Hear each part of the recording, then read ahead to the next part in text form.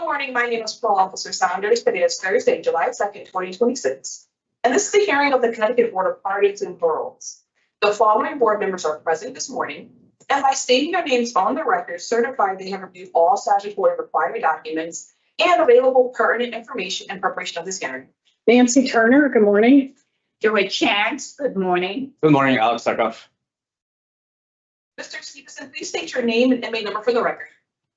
My name is Ramesh Stevenson, MA number 450999. This hearing is being conducted in consideration of the parole application for Ms. Stevenson, MA number 450999. He is serving a total effective sentence of 5 years jail, execution suspended after 27 months, followed by 4 years probation for criminal possession of a firearm, illegal possession of a large capacity magazine, and breach of peace agreement. As of today, records reflect a parole eligibility date of February 19, 2026. There is no victim input in this case. This is a rehearing for discretionary parole, as Mr. Stevenson was denied parole on December 4, 2025, with a rehearing date of July 2026. Since this December 2025 parole hearing, Mr. Stevenson has completed Tier 2, anger management, and unlocked your safety. Mr. Stevenson also reports that he is currently participating in school. Utilizing the statewide collaborative evaluation system, the overall score on the SRT falls within the high range of recidivism. Mr. Stevenson, this is your opportunity to express to the board why you believe you should be granted parole. You may begin. I believe I should be granted parole because I got a stable plan, a job, and once I'm done finishing school, I want to become a plumber and help my family, my mother, and just stay out of trouble and be around productive family members and not be around negative people that's gonna bring me back and where I'm at now. I'm sorry, what was the last part?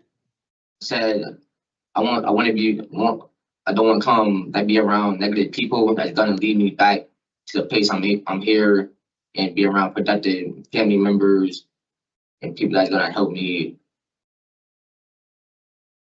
Okay, well, Mr. Stevenson, those are great reasons why you want parole. You were denied back in December and have completed additional programs. Is there anything you want to tell us about how you prepared yourself to be successful out in the community already, instead of the, things you're going to do when you are out? Like, do I have any plans that I'm gonna do when I'm home? No, we already heard what you want to do when you're home. I'm asking you what you've done that would make you deserving of parole since December when you were denied. When I was denied, I ain't finished all my groups, and then I got denied for a ticket when I had first got down during April. And I know y'all probably could see that I caught a ticket during like a couple months ago. Mhm. So it's like I couldn't just take how should I say it? Couldn't take like all the heat that was coming to me. So I just wasn't thinking. I just ended up fighting and got jumped. So that's why I went to the box. But I've been trying to stay myself out of trouble and not keep on getting into problems and things like that. I caught like 2 tickets during the time I've been incarcerated. Mm-hmm. I've Well, just been trying. It's especially concerning that you got a fighting DR in May after completing anger management and unlock your thinking. So, we'll ask you some questions about that. We're going to begin the questions this morning with Ms. Chance.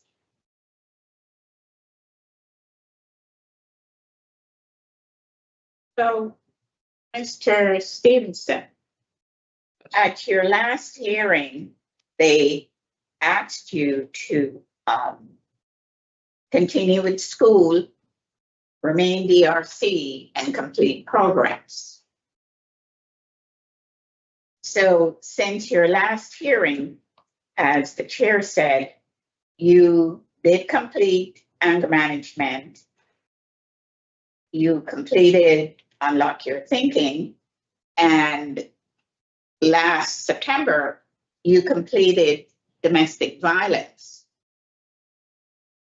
So what have you learned about yourself since the last hearing?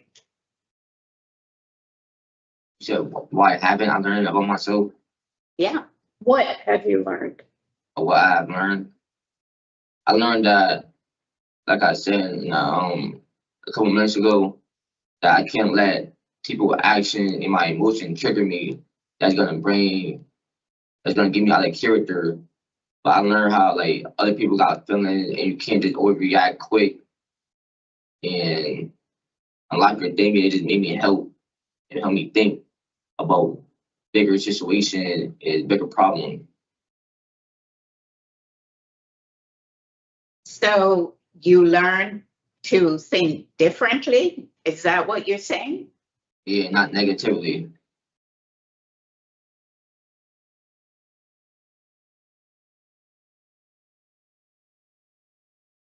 Have you learned to do anything differently? Um, I'll say not. Like while being incarcerated, it's a lot of drama and things go on. So you just can't believe like everything you hear and be quick to like I'll say like crash out, push you in a bad position and just talk things out or just ignore the situation. So so Mr. Stevenson, you were serving time for, criminal possession of pistol and, having in possession a large cap magazine and breach of peace. So you knew that those things were wrong, correct? Right. So the purpose of you going to serve incarceration is to help you think differently, to think about what you did and how you can develop skills to make you think differently. Do you understand what I'm saying? Yes, ma'am.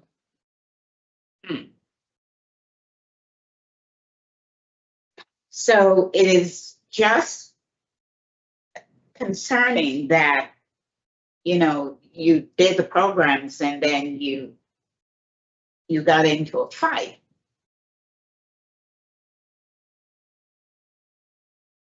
What do you think you were experiencing when that fight occurred? I was experiencing it's like the way it happened, it's just like I was tired of it. Like people like it started like it playing card, then I just ended up getting hit in the head. Then I got spun on, so it just made me not even think about it just made me not even think about the situation that I got a couple months ago, which was my parole hearing. But I was trying to keep myself out of trouble so I won't so I won't have a DR. Then I come here and then it just looked bad on me. I was trying to stay ticket free until July 2nd. But that didn't happen. Nah, Right? you said it didn't happen? It didn't happen that you could stay ticket free. Yeah. So since you got that ticket, what happens the next time that you perceive someone hitting you deliberately? How do you intend to handle that? I mean, in the past, I had walked off from the situation. I just let it been. But So why didn't you this time? because, like I said, it just kept on happening like more than once, and then once I got spit on, it just like I was like left the situation, but then the other inmate came, hit me, and spit on me, then it escalated. So do you really think any changes have occurred within you to make you believe that you would do things differently in the future? I mean, yeah, I think myself, I think I believe I could do a better thing and change my ways. How could give me an example of how you would do that? While I've been, for example, I've been incarcerated for a year and a half. And I'm only caught 2 DR, and I know that multiple things that happened in jail, I could have been going to the boss multiple times. I could have been catching more worse tickets other than fighting. So it just made me like not being a gossip a lot and just lay back. And then like, whatever comes my way, like that bother me or trigger me, I just can't deal with it a lot. So that's why What's going to happen to you if you can't deal with it? I'm saying like the recent ticket I had caught, that's what made me get out of my character and just start fighting. I wasn't an aggressor. I was trying to be like a passive.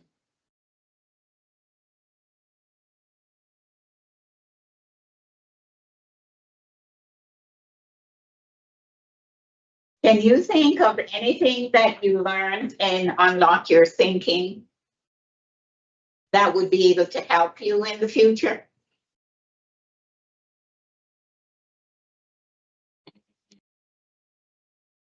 Yeah. Can you think of one way you would handle that similar situation if it were to occur again in the future? In the future, I would just in the future I would just walk off and just let the person have the situation. Just like I just let them have it, and just not get me in that mood or take my position to lead me somewhere else. To just walk off.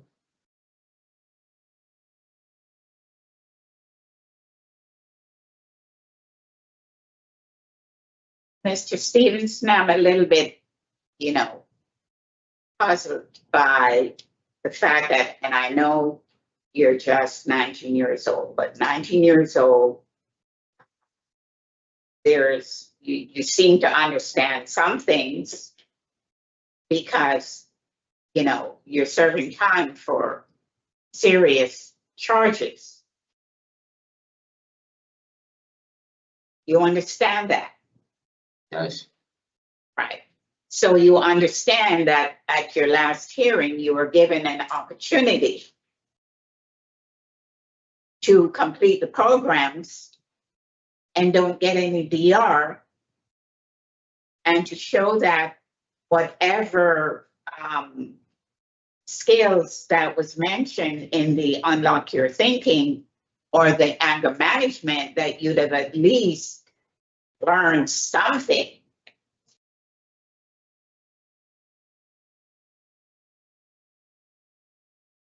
But I haven't heard you say today that you've learned one thing to demonstrate that you have changed. I mean, I have a piece of paper I wrote, but it's about like other programs, like my anger management, thing like that.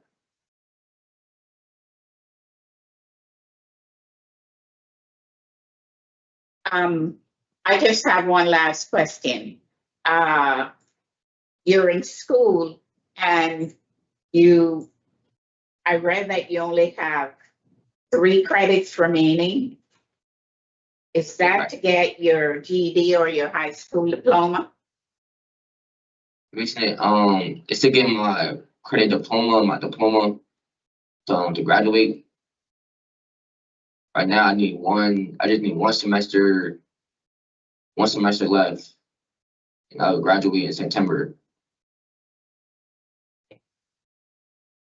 All right, well, Mr. Stevenson, I wish you the best of luck. And I do hope that at least you get your high school diploma or GED, whichever one they chose to give you.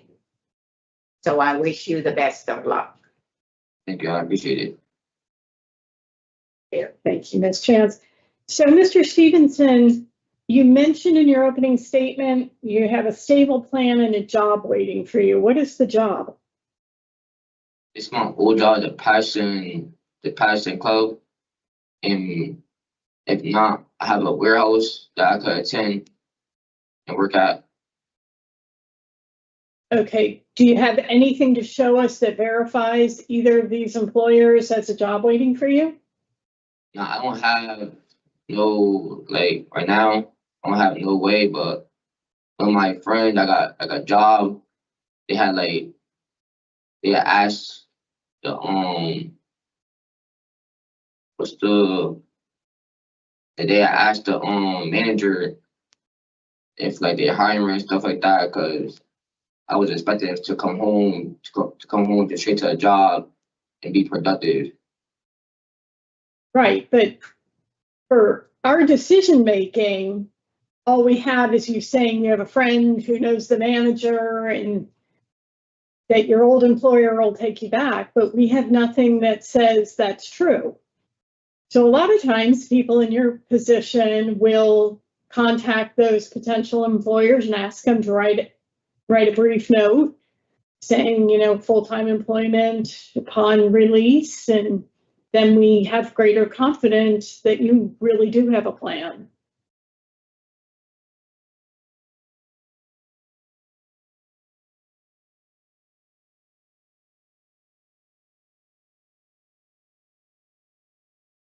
Do you understand what I'm saying? Yes, ma'am. Called preparing for the hearing. How will you get a certification as a plumber? I'm good. Trade school, Where? Central Haven, trade for plumbing. Central New Haven? Says in New Haven. It's in New Haven CT. Okay. And how do you pay for that? I'll go for a trade. But before I go for a trade, I got to finish my school. I got to finish school, find a job, and while I'm working and stuff, I'll go for my trade for plumbing and then start my career with that. Okay, but you have to pay to go to school. You know that, right? Yes. Okay, so my question was, how are you going to pay for that? I'm gonna work and find the jobs that I need so I can pay for school. Okay, so you will find employment, you'll set up a bank account, you'll save to put yourself through school. Yeah, my father got that situated a bank account for me and things like that. Like when you get paid, some of his paycheck, he put like a half his paycheck or money into my bank account so I could like invest and things like that. Okay, but you're 19, you're an adult now. So these are your responsibilities, not your parents. I understand you want to go live with your mom in Bridgeport. Yes. You're going to help her pay rent or mortgage? Yes. Huh? Okay, that's part of being an adult. Done living off your parents. And set money aside so that you can pursue a career. That's a good step. You mentioned in this situation over a card game that these individuals triggered you. Why did you give away your power? Why do you let other people trigger you? At that time and moment, I don't have an answer for that, but I just ain't thinking that everything just happened fast. I was trying to avoid the situation and they just came Oh, come on, Yeah. Mr. Stevenson, you've been at MYI. You see how these things go down like Yeah. that. They set yeah. off and it's melee. Yeah, So, what I I'm had saying, what I'm saying to you is you talked about not letting your emotions trigger you and that these other people triggered you. You've got to be the one in control of your emotions, and you do that by pausing and thinking first. And you have to be able to think about the potential consequences of any actions you take, right? It's called decision making. Mhm. But you have to be able to regulate your emotions, realize whatever intensity you're feeling in the moment shouldn't drive your actions. It should be your thoughts that drive your actions. Does that make sense to you? yes, it makes sense. Okay. Because if you are letting other people trigger you, then you're not in control of your emotions and you're giving away your power. Yeah, I understand. Like it happened to me like before I called the DR. Things had happened, but I just thought I was just thinking. I just walked off from the situation, locked up in the cell, and then I just let that happen. But that day just was totally different. But I understand what you're saying. It might have been different because you were in the middle of it, but you've seen what happens with some of the card games that get played, right? Yeah, So, that should inform your decision about even playing cards.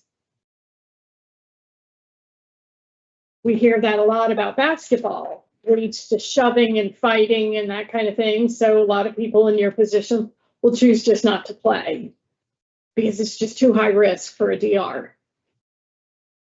People take it too seriously and take out other issues they're having with people on the basketball court or in a card game. So, it's a difficult decision for us, Mr. Stevenson, because you've taken some positive programs, which the prior panel wanted you to do, but then you got a DR directly related to the issues addressed in the programs you participated in after you completed the programs. Do you see how that's challenging for us? yeah, We're trying to, determine change and suitability for release.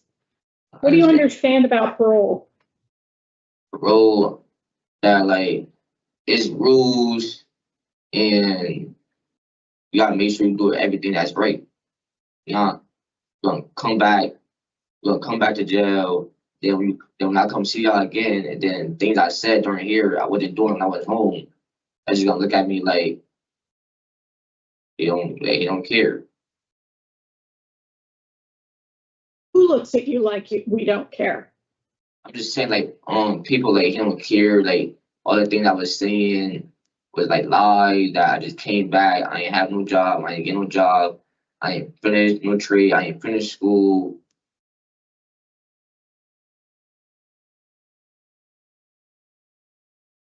So parole officers have access to programs and services that can help you. So they're part of your support system. They want you to be successful. They're not just there to hold you accountable and make sure you follow all the rules. They're somebody you should talk to when you're struggling, when you're feeling stressed.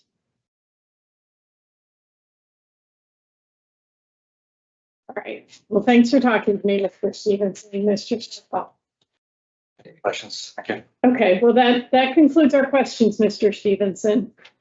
If you'll give us just a few minutes to discuss, we'll get back to you. Ms. Chance? So this is a review for Mr. Stevenson. He did receive a DR at last hearing. He was asked to continue with school, the programs, and remain DRC. He completed the anger management in January, Unlock Your Thinking, April 30th, 2026. at his last hearing, he had also completed domestic violence. And on last September, and on May 4th of this year, he received a fighting ticket. The concern that I have is I asked Mr. Stevenson to share what he had learned from the anger management or unlock your thinking. He struggled with that and seemed to be putting it back on the people that he was playing cards with. And so he did indicate that he does have family support, but there was no letter to demonstrate that the employment at the warehouse that he mentioned was actually there. I know he also, I read during his interview with the parole officer that he said he would get assistance from his mother. So for me today, I don't have Mr. Stevenson. I don't think he's suitable for parole today. I think he needs to stay and at least complete either the high school or GED program, and perhaps we'll go back in the community in another way. But I do think Mr. Stevenson needs to really work on how he's going to get a hold of his emotions and be in control of them instead of having others trigger them for him. So I haven't denied that he was on probation when he submitted his current offense. But I haven't denied for the nature and the poor institutions adjustment and inadequate evidence of offended change. So Mr. Stevenson is end of sentence in 8 months. I really would want to see him finish his high school diploma before he goes out. I think when life gets busy, those kind of things fall away. And it really is the foundation on which he can build the rest of his life. So I'd be willing to offset him to the end of October, which would give him 4 months of discretionary parole supervision before he begins probation. And during that period, he would need to take domestic violence. What are your thoughts, Mr. Zarkov? So would that be contingent on finishing school, or it's just an October date? It would be the October date with the assumption that he's going to do what's in his best interest. Yeah. The only thing that would change it would be, I guess, getting a DR. I would support that, presentation was not great today. I'm certain the DR is very concerning. Do take his age into account. And he's doing some good things. I mean, he's almost done with school in September. I would give him an opportunity to finish school, come out, have some time with parole before he goes to probation. I'm going to take a recess. So I'm going to make motion that we pause the hearing, check out a few things. Okay. Thank you.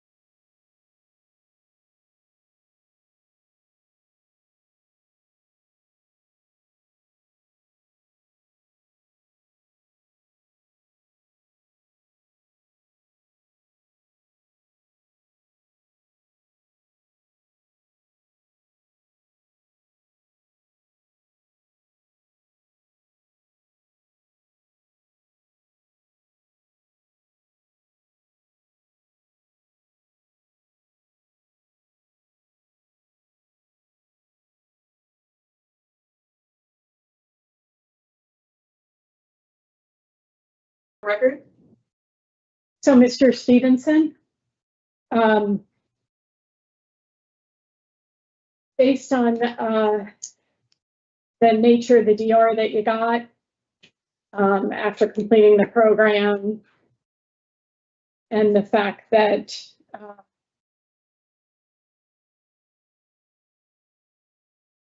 that you're still in school and need the additional time, I'm going to vote to deny you discretionary parole release, meaning you'll go out end of sentence to your 4 years of probation and your 5 years on the deadly weapon offender registry. Mr. Zarkoff, what's your vote? Going to be a denial also. But I'll say it again, I don't want him to be discouraged. He can finish school, come out from this, and have a life. So, for us, it's just tough with his record and very recent PR, so I'm going to be a denial. It's what the judge said, sir. You found your way to very serious charges. You have your whole future ahead of you, and you need to make better choices for yourself.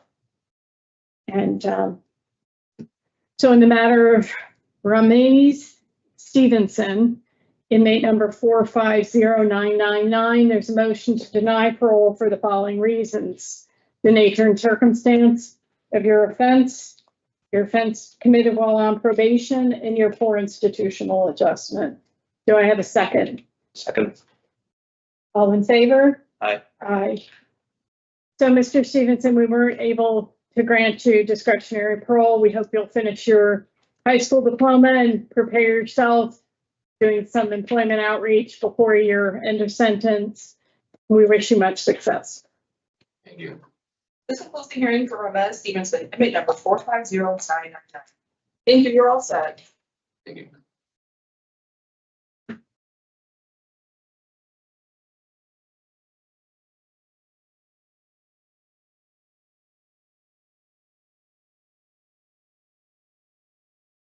Mr. Brown, could you ask the CO to come and unmute you now?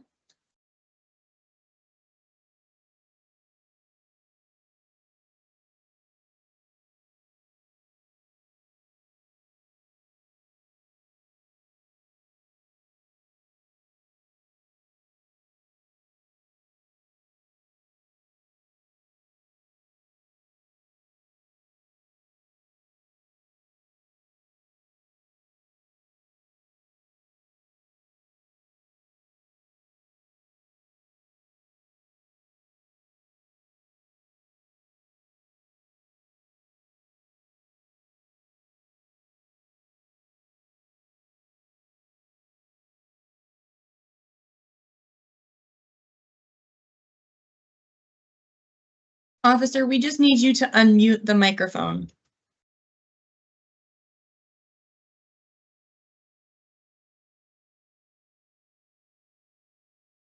Do you hear now? Yes, thank you. You were sitting here the whole time?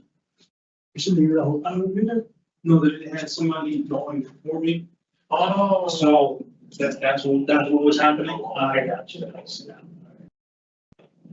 Good.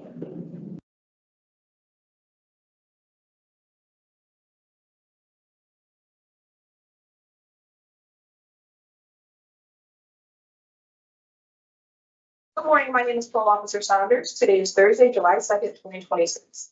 And this is a hearing of the Connecticut Board of Pardons and Paroles. The following board members are present this morning, and by stating their names on the record, certified they have reviewed all statutory required documents and available pertinent information and preparation of this hearing. Nancy Turner, good morning. Joy Chance, Good morning, Alex Tucker. Please state your name and inmate number for the record. Jeremiah Michael Brown, 00439-130. This hearing is being conducted in consideration of the parole application for Jeremiah Brown, inmate number 439130. He is serving a total effective sentence of 10 years jail, execution suspended after 5 years jail, followed by 5 years probation for burglary first, deadly weapon, and unlawful restraint first. As of today, records reflect a parole eligibility date of May 2nd, 2026. There is no victim input in this case. There is an offender accountability plan. It has I I think you have, I'm sorry, I think you have the wrong person. Are you Mr. Brown? Yeah, Okay, So give the right. everything she said is accurate. okay, Let us finish and then we can talk about it. okay. There is an offender accountability plan. It has been reviewed and shows that the offender has not completed any programming. However, he is currently participating in Voices. Utilizing the statewide collaborative offender risk evaluation system, the offender's overall score on the SRT falls within the high range of risk for recidivism. Mr. Brown, this is your opportunity to express to the board why you believe you should be granted parole. You may begin. So I believe I should be granted parole because I've always been working. I've always been into programs. I've always wanted to be a part of a group. Always wanted to be part of a team. And I've always like I've taken auto body, I've taken automotive, I've taken graphic design at Manson Youth. I've been taking advantage of programs here, the Voices, the programming, and what else? Actually, I have a job.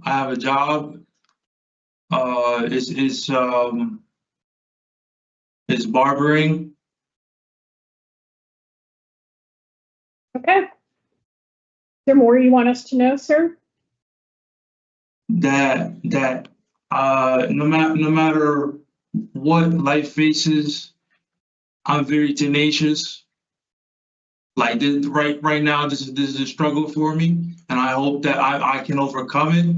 I hope that I hope my society, my community welcomes me back. I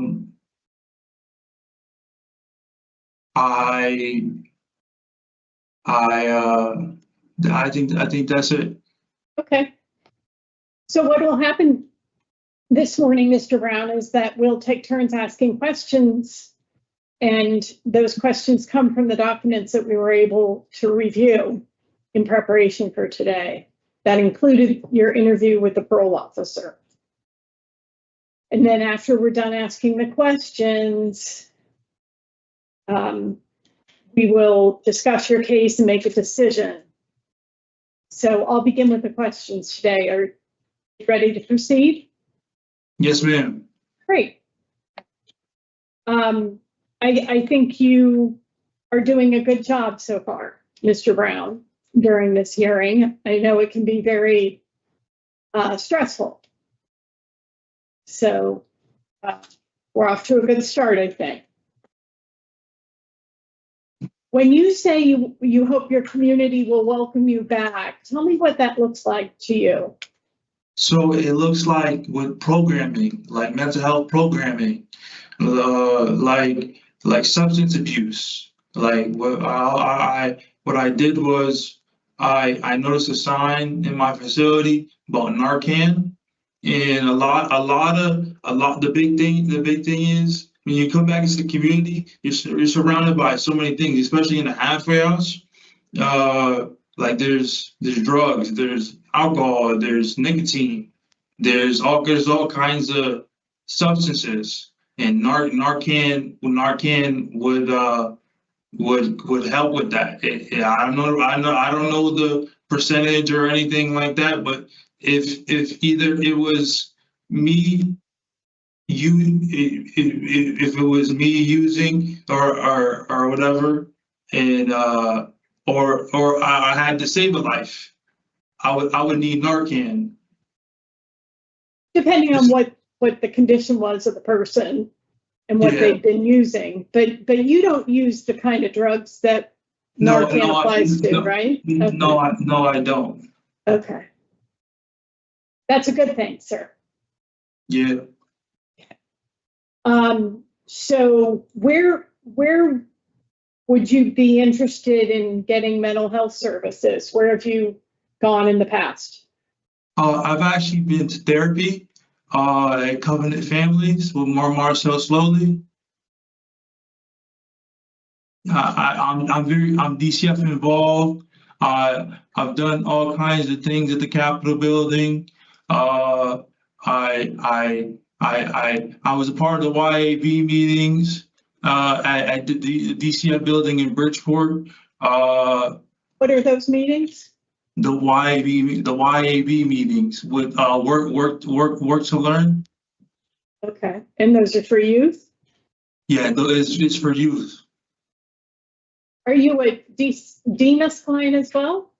Well, I aged out of DCF, so now I would be with DMIS.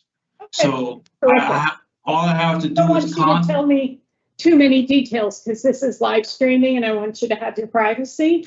But I'm glad that you know the state agencies that can provide you some supports. Yeah, yes, ma'am. That's great. That you're already connected is really helpful. It's a good way to step out into the community, that you know how to access the services that are available to you. Yes, ma'am. Okay. So you do have a drug and alcohol score of a 3, so it's moderate, but you haven't taken any addiction services programs, or have you done any of that work through mental health? I've done a little bit of Alcoholics Anonymous.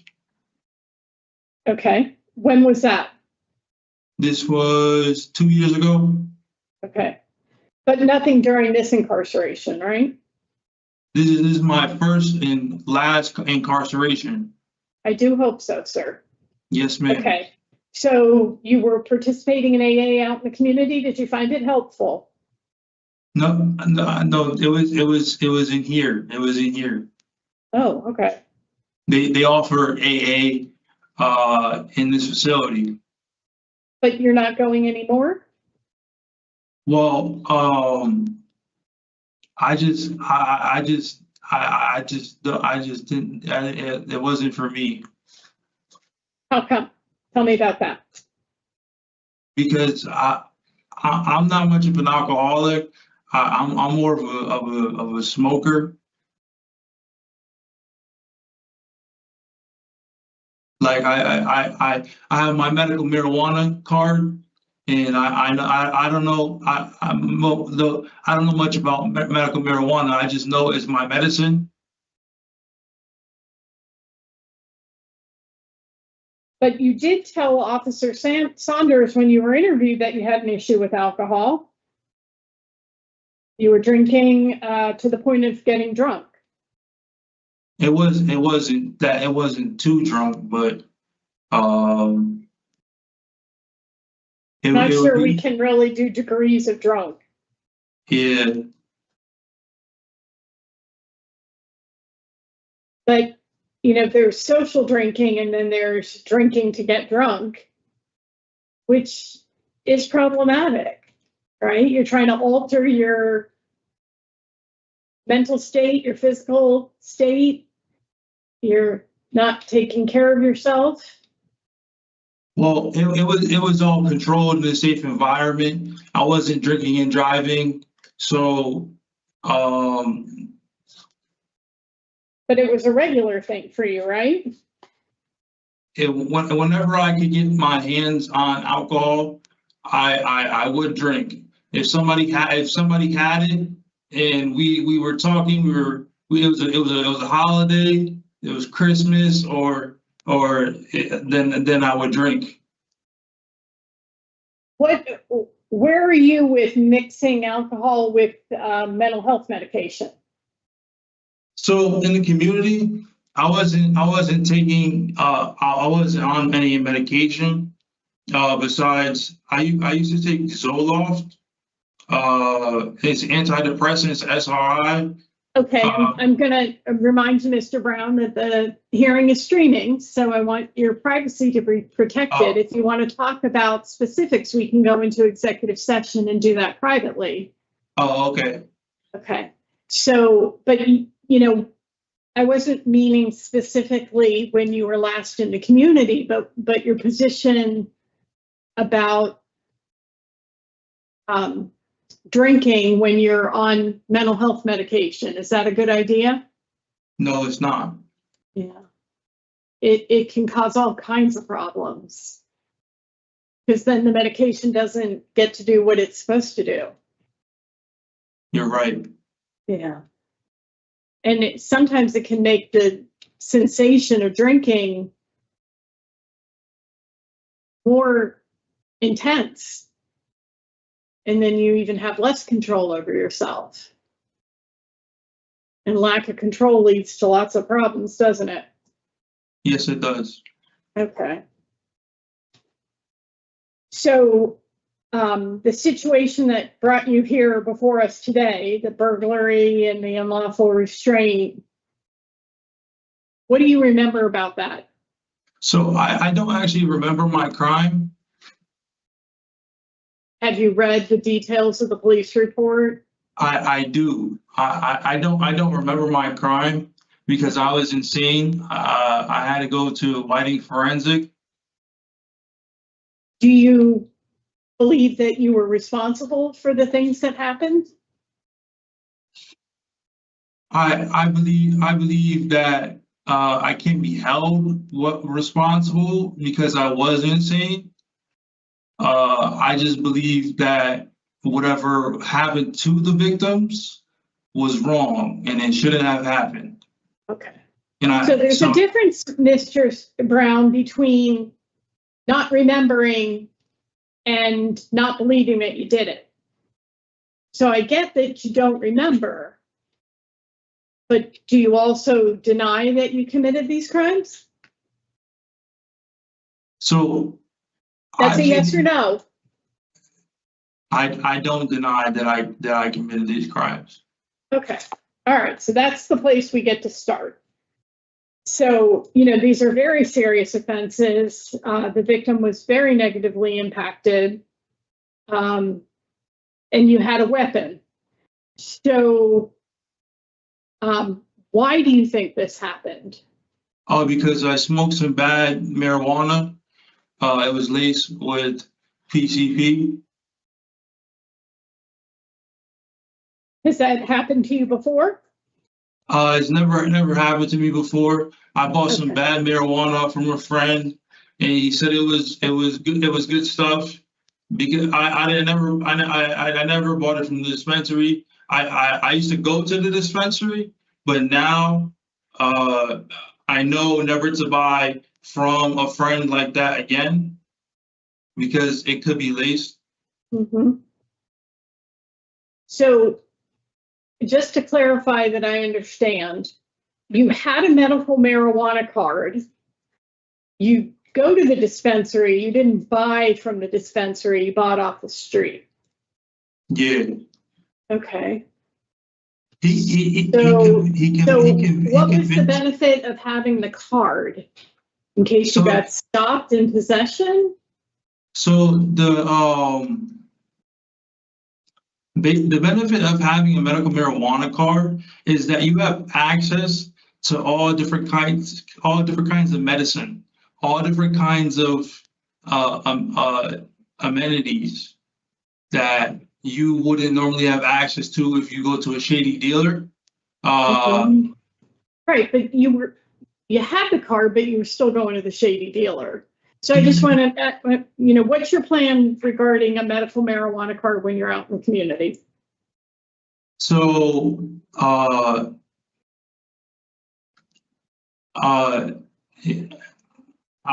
would use it more often. The only problem is that the friend convinced me that because I just started going to the dispensary. I just got my card, and Okay.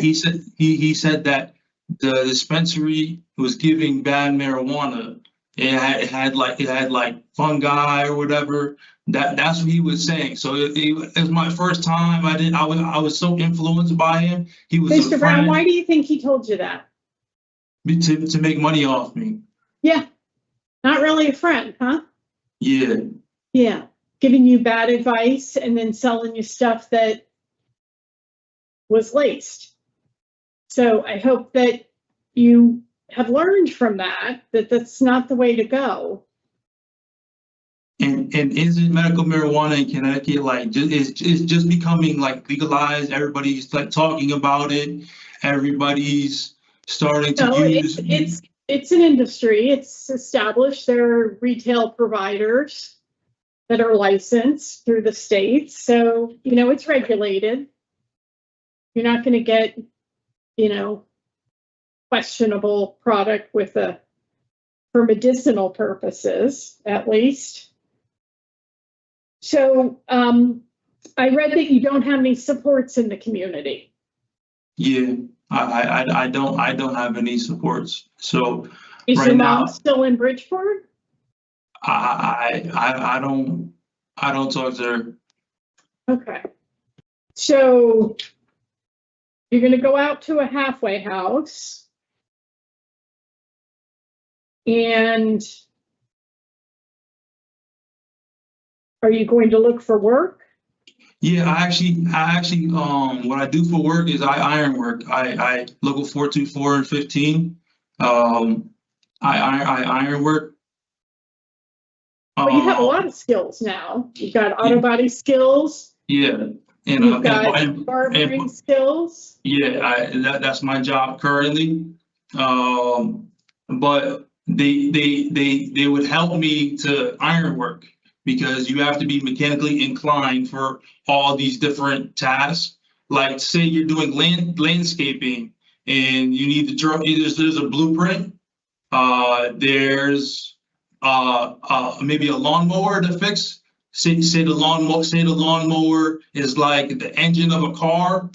Say the lawnmower breaks down. You have to learn how to take all the gasoline out or shut down the lawnmower safely so the motor doesn't turn on and spin the rotor and hurt you. You have to learn how to, what else? I don't know much about landscaping, but you have to plant the flowers. You have to do the mulch.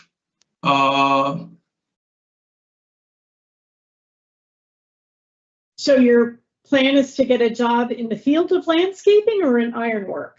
Ironworking is everything. Like, so it's you put up steel beams. Yes, I'm familiar with the jobs that iron workers do, but I'm wondering where's your focus? I don't understand the question. What do you want to do? What's your goal? My goal is to become a journeyman and start my own construction company. Okay. So if we were to grant you today, I would want you to be restricted from drinking alcohol. Yes, ma'am. Is that a problem for you? It's not a problem. Okay. You know, sometimes when you participate in the recovery community, like CCAR, do you know about CCAR? No, I don't. What is CCAR? It's an addiction recovery community here in Connecticut. It's all over the state. CCAR. Do you have a tablet, sir? Yes, I do, ma'am. Okay, it's a button on the tablet. You can connect with a recovery coach, somebody that can support you in living clean and sober in the community. So you know, It's like a sober house. No, it's just a support person in the community, somebody to talk to. Is it confidential? Yeah. But the idea, Mr. Brown, is for you to build a support system for yourself to live clean and sober with other people who are living clean and sober.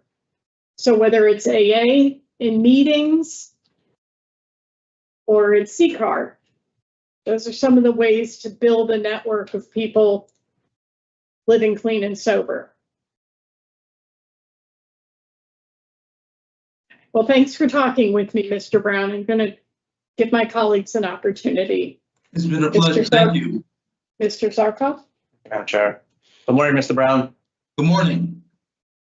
How's the Voices program going?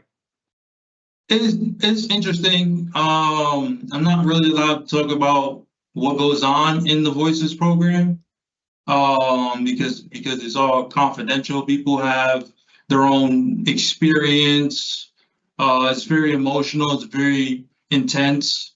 It talks a lot about anger management skills.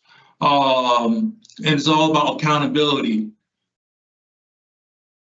Are you learning anything that would be useful to you? Yeah, so we watched the video, and it was about I think it was a movie, and it was about domestic violence, right? It was a lot of domestic violence. Talked about a bunch of different stuff that pertain to me growing up, and what was going on with the people in my life, and what they were doing to prevent that. I don't really remember what happened.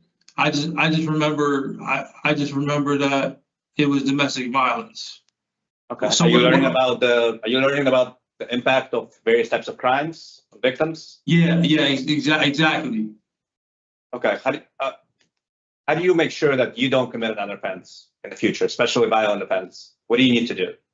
So don't be under the influence of any narcotics or any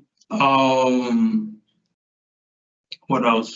Any there's stimulants, there's depressants, and then there's opioids.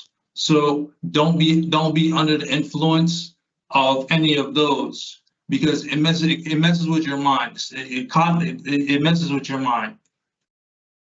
Right. You can black out again, potentially, right? Commit another offense like this. Yeah, I think, I don't know a percentage, but a lot of crimes committed are because they are under the influence of something. Okay. A What drug, else? a drug. That's one thing you can do, is stay away from substances, right? Stay away from alcohol. What else? Don't have a weapon. Okay. Don't, because if you have a weapon, you're going to use it. Right. Anything else? What else? I'm not sure. Mental health treatment, medication. Oh yeah, the medication. Yeah.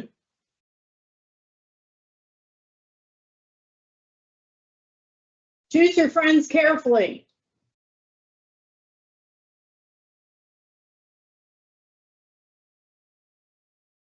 So you're in the Voices program. Are you doing anything else in the facility right now? Besides barbering, But you're working as a barber, right? yeah, working as a barber. Yep. Because When did you start that? I started it like, I think last month. Last month? Yeah, yes, sir. In June or May? You In remember? June.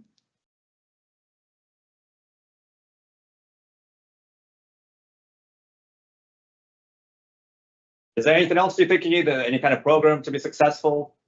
Yes, I think she told me about CAR. So it's gonna be Demas, CAR, AA, and maybe NA.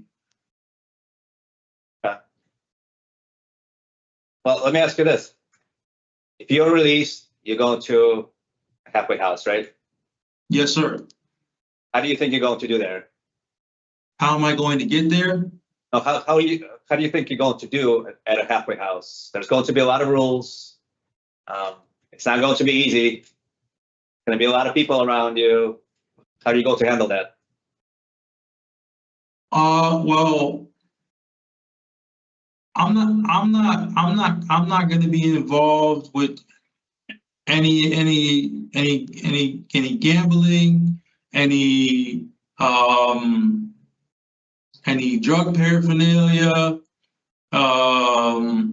It's just going to be work in the halfway house. That's it.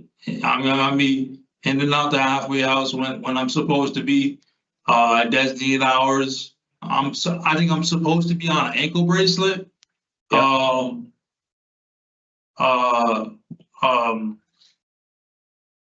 What else? There's gonna be a lot of rules. What happens if you break a rule? Then that would be terrible. They're gonna send me back to prison. And then I wouldn't want that to happen.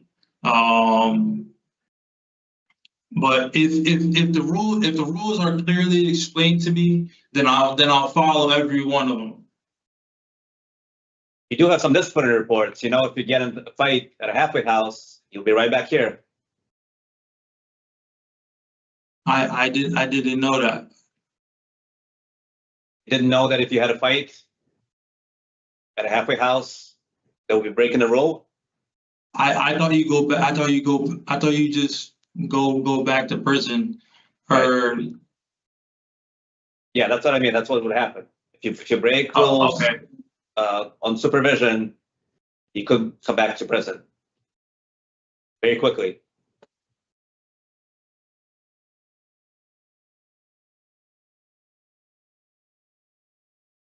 Okay, thank you for answering my questions. I think that's all I have. Sure. Sure. Chance. I have maybe one or two questions to Ms. Brown. While you were in the community, it's a yes or no question. Were you taking your mental health meds?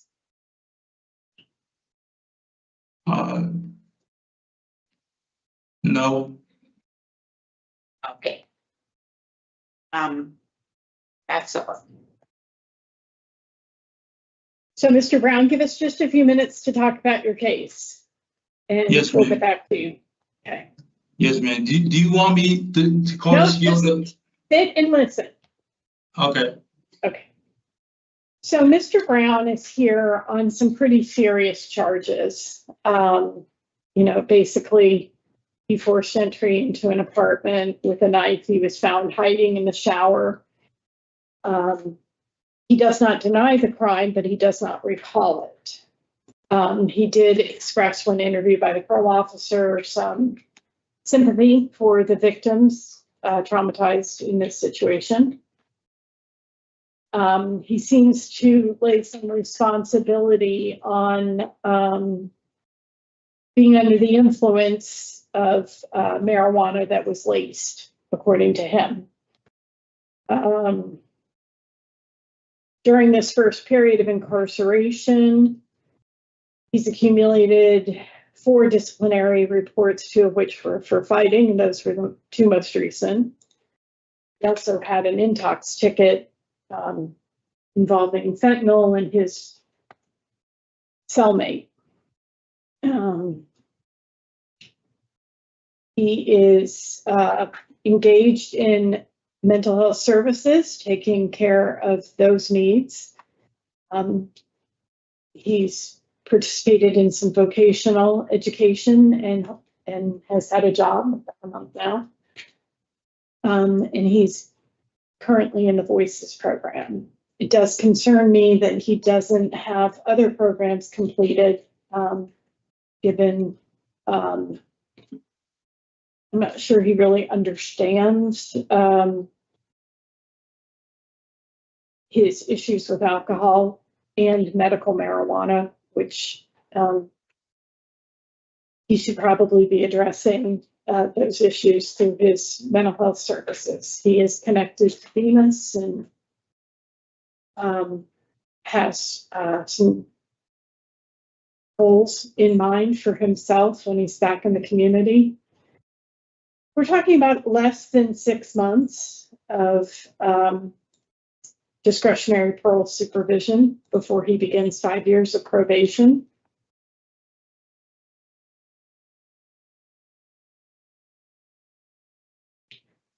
Concerned about his lack of supports in the community, and believe that parole can be an important transition as he connects with service providers and begins life in a halfway house with a job search. So I think the 6 months would be best utilized in the community under discretionary parole supervision to get him in a position to address his ongoing needs. I would include a condition of anger management due to the fighting tickets that he's had, this incarceration. Mr. Zarkoff, your thoughts? I agree with your summary, Madam Chair.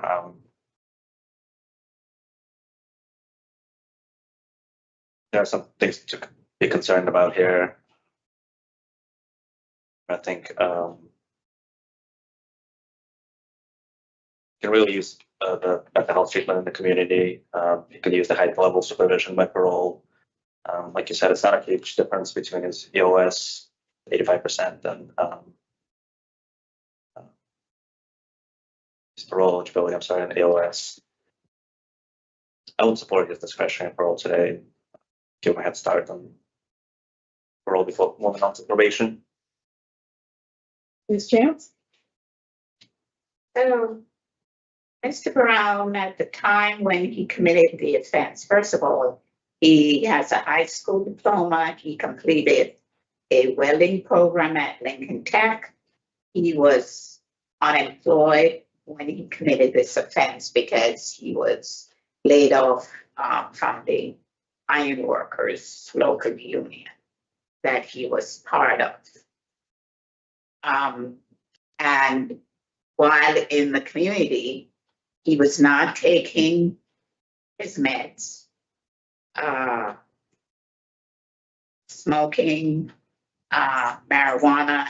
Unfortunately, instead of going to buy it at the appropriate place, he brought it from someone else and said it was laced with fentanyl. So he's incarcerated, and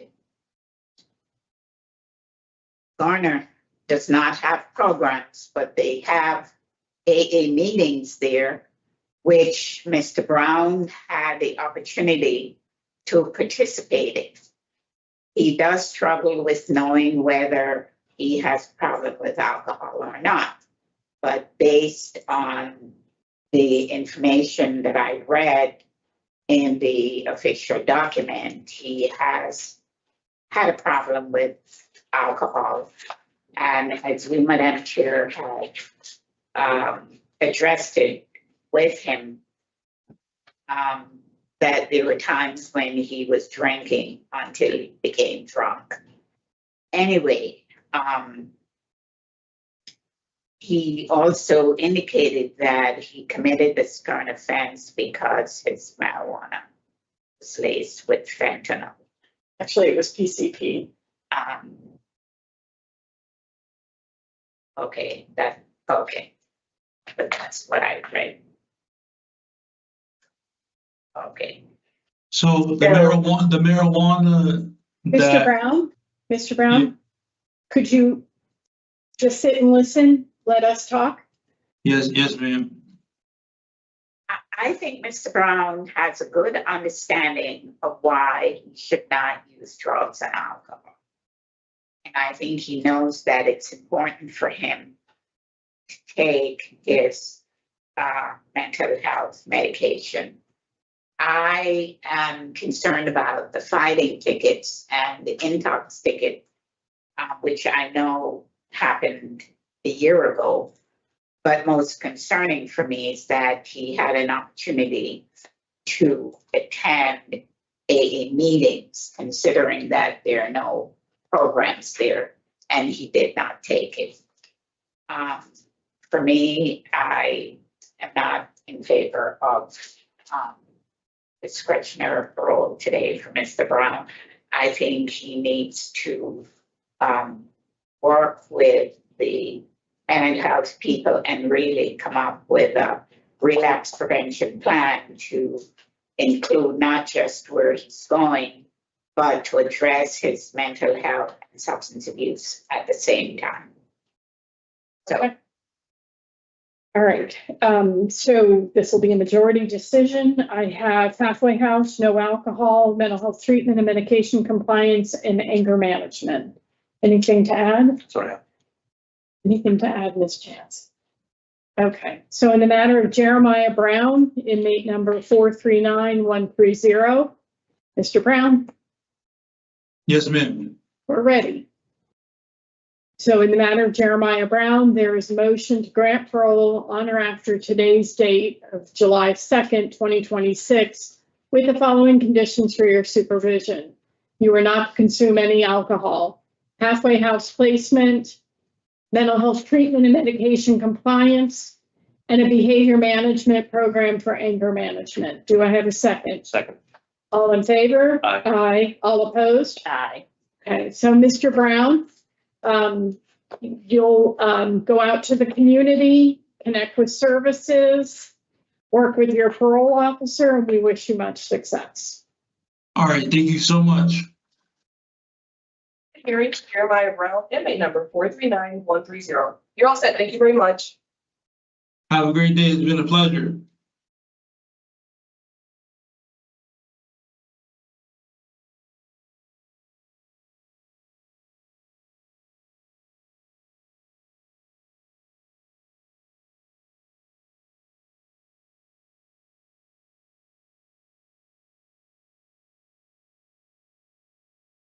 Mr. Hernandez, could you ask the CO to come in and unmute the equipment, please?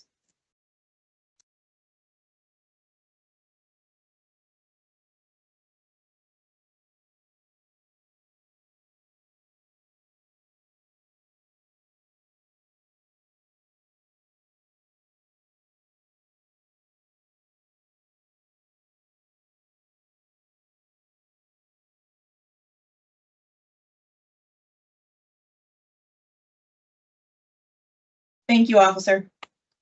Have a good one.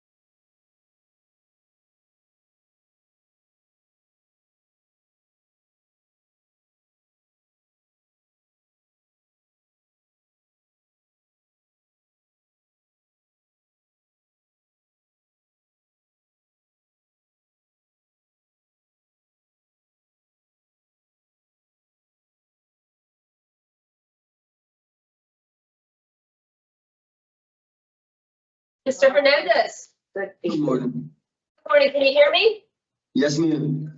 Perfect, thank you.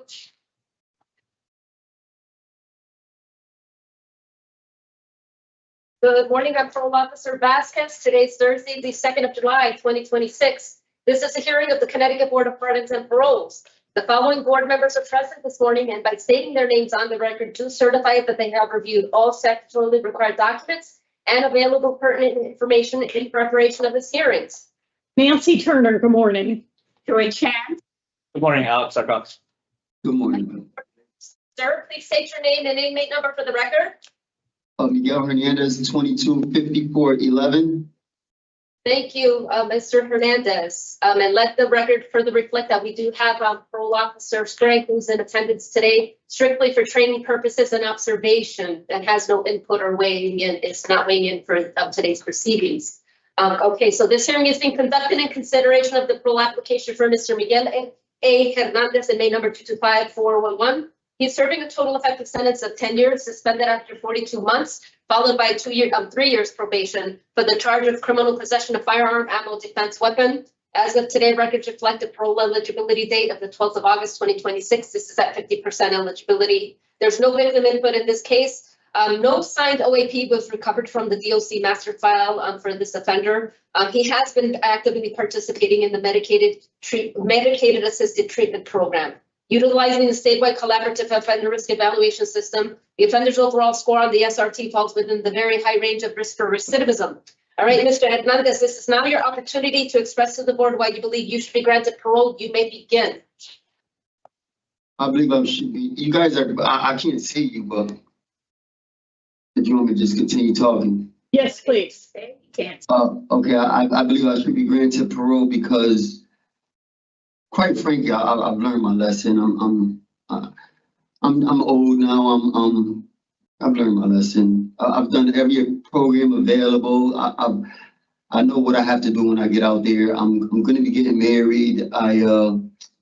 My kids are grown. I have grandchildren. I just can't do this no more. So those are a lot of reasons why you want parole, Mr. Hernandez. Is there anything you want to tell us by way of you being appropriate I or would never deserving? carry another gun. I would never have a gun again in my life. No weapons for me ever again. Okay, well, this wasn't your first weapons charge, Nope.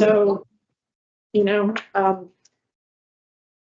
we're gonna ask you some questions and make a decision about whether it's appropriate for you to finish your sentence out in the community on discretionary parole before you begin 3 years of probation, and we'll begin the questions with my colleague, Mr. Zarpa. Thank you, Madam Chair. Good morning, Mr. Hernandez. Good morning. So you have quite a criminal history. Have you been able to figure out why you keep coming back to prison? Yes, I have. Where I was living at, just not taking my medication, not doing the things that I was supposed to do.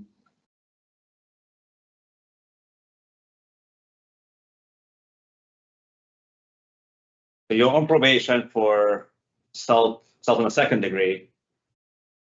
Very serious offense. Why did you make the choice to be around all those guns? I was getting rid of them. I was getting rid of them, and somebody called the police. There were 2 rifles. You buried them for whatever reason. No, I didn't bury them. I was getting rid of them. That was the trash. They were getting thrown into the trash. Okay. And then there was another firearm that was located in the backpack. Yep. Also in the trash. Also trash. Yep. And you were also selling drugs at the time? No. Well, the police found drugs in your backpack. No, it was mental health medication along with some Suboxone and some other stuff. Fentanyl? I don't believe there was any fentanyl on it. I'm not sure if it was. I don't believe so.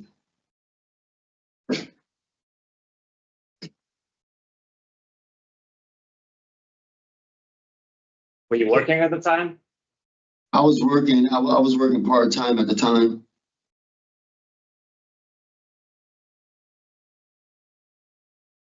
You weren't doing very well on probation at the time, right? I was doing okay. I was doing okay on probation.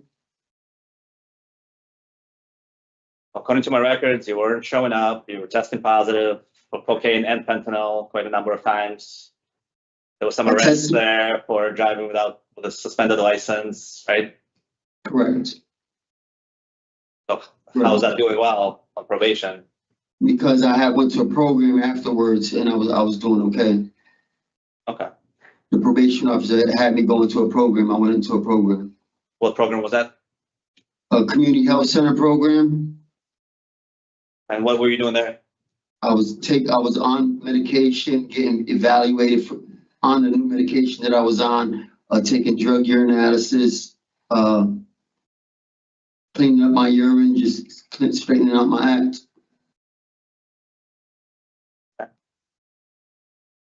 You have a DOC alcohol and drug score of 5. What do you think that is? Pass. Sorry? Pass arrest. You said pass the arrest? Yep. In my involvement in using drugs. Okay. Do you think you have an issue with substances or alcohol? Excuse me? Do you think you have an issue with substances or alcohol? Correct. You do? Yes, I do. Okay. And what have you been doing to address those issues? NAAA, and I'm in a methadone program. You go to an A right now? Yes, When did you start? I've been going to AA for a couple of years now. On and off.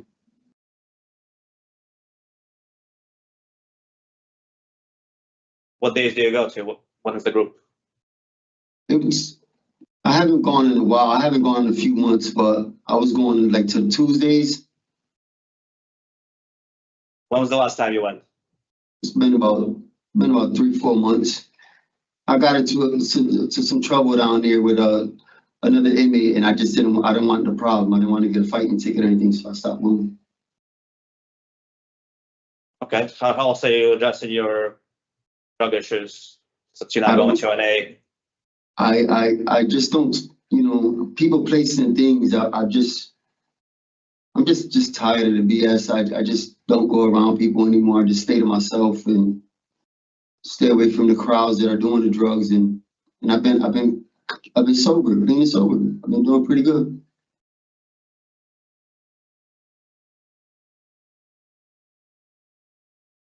What can you tell us about your disciplinary reports? I got some disciplinary reports in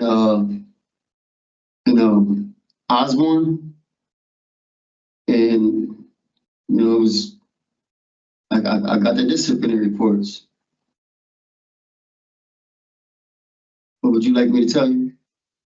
Respectfully. Well, why did you get them? Drugs. Okay, so that was when? Excuse me? When did you get a disciplinary report for drugs? Some months back. Not sure quite sure the days, but it was some months back. This year, right? Yeah, I got one for gonna do drugs. I got caught before I actually could do the drugs. So you can't say you're clean and sober if you're doing drugs at the facility, right? I didn't get a chance to do the drugs, but I was gonna try it. Is there a program that you think would be useful to you? Well, me going to see my doctor, me taking my medication, me taking methadone, so that way I don't have the urges to do any drugs, and staying away from everything.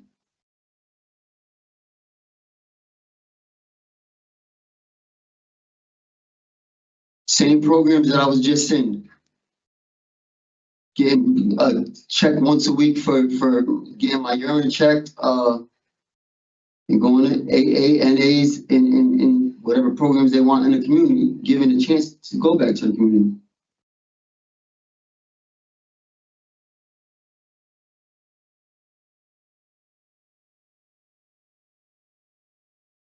How do you think you've changed from this incarceration?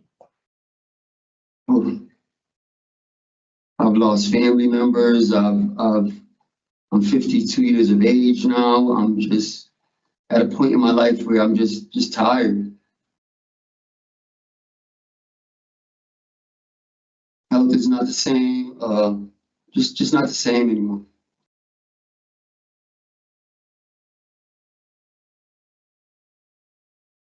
Okay, thank you for answering my questions. That's all I have, Madam Chair.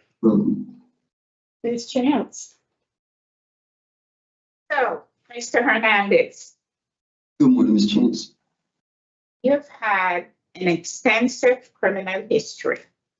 And Correct. in your opening statement today, you said you should be granted parole because you've learned your lesson. Yes. So, what have you learned about yourself this incarceration?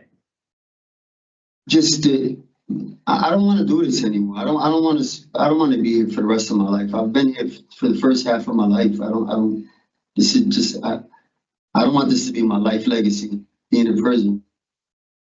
But what have you learned? I've learned a million things. I've learned I've learned lessons that I need to be learned. I don't want to be incarcerated. I've learned, Okay, my so turning you points. learned that you don't want to be incarcerated. I've learned things to do so that way I won't, get into trouble with drugs and stuff like that. Just I've learned my triggers. I've learned the things that I should do so that way I won't end up back here. Okay, so what would you do differently? Stay away from a lot of people that I was around before. That's number one. Number two, just work and go home and just appreciate what I have, like a real bed, a house, a wife, my kids, and just stop. Yeah, I don't want to run the streets anymore. I don't want to run the streets anymore. So a couple of clarification. You said you're 52, but I thought you were 51. 51, gonna be 52. Correct. Next year. Feel like I'm 60. Well, having gone through what you've gone through. I just got shot in the head, Ms. Chance. I just got shot in the head 6 times. I just got shot in the head. I've learned a lot. That's, that was the whole gun issue. Just paranoia that somebody's going to shoot me again. I was a victim of a violent crime, but I'm out of Hartford. I'm not going back to Hartford. Well, so I'm looking at,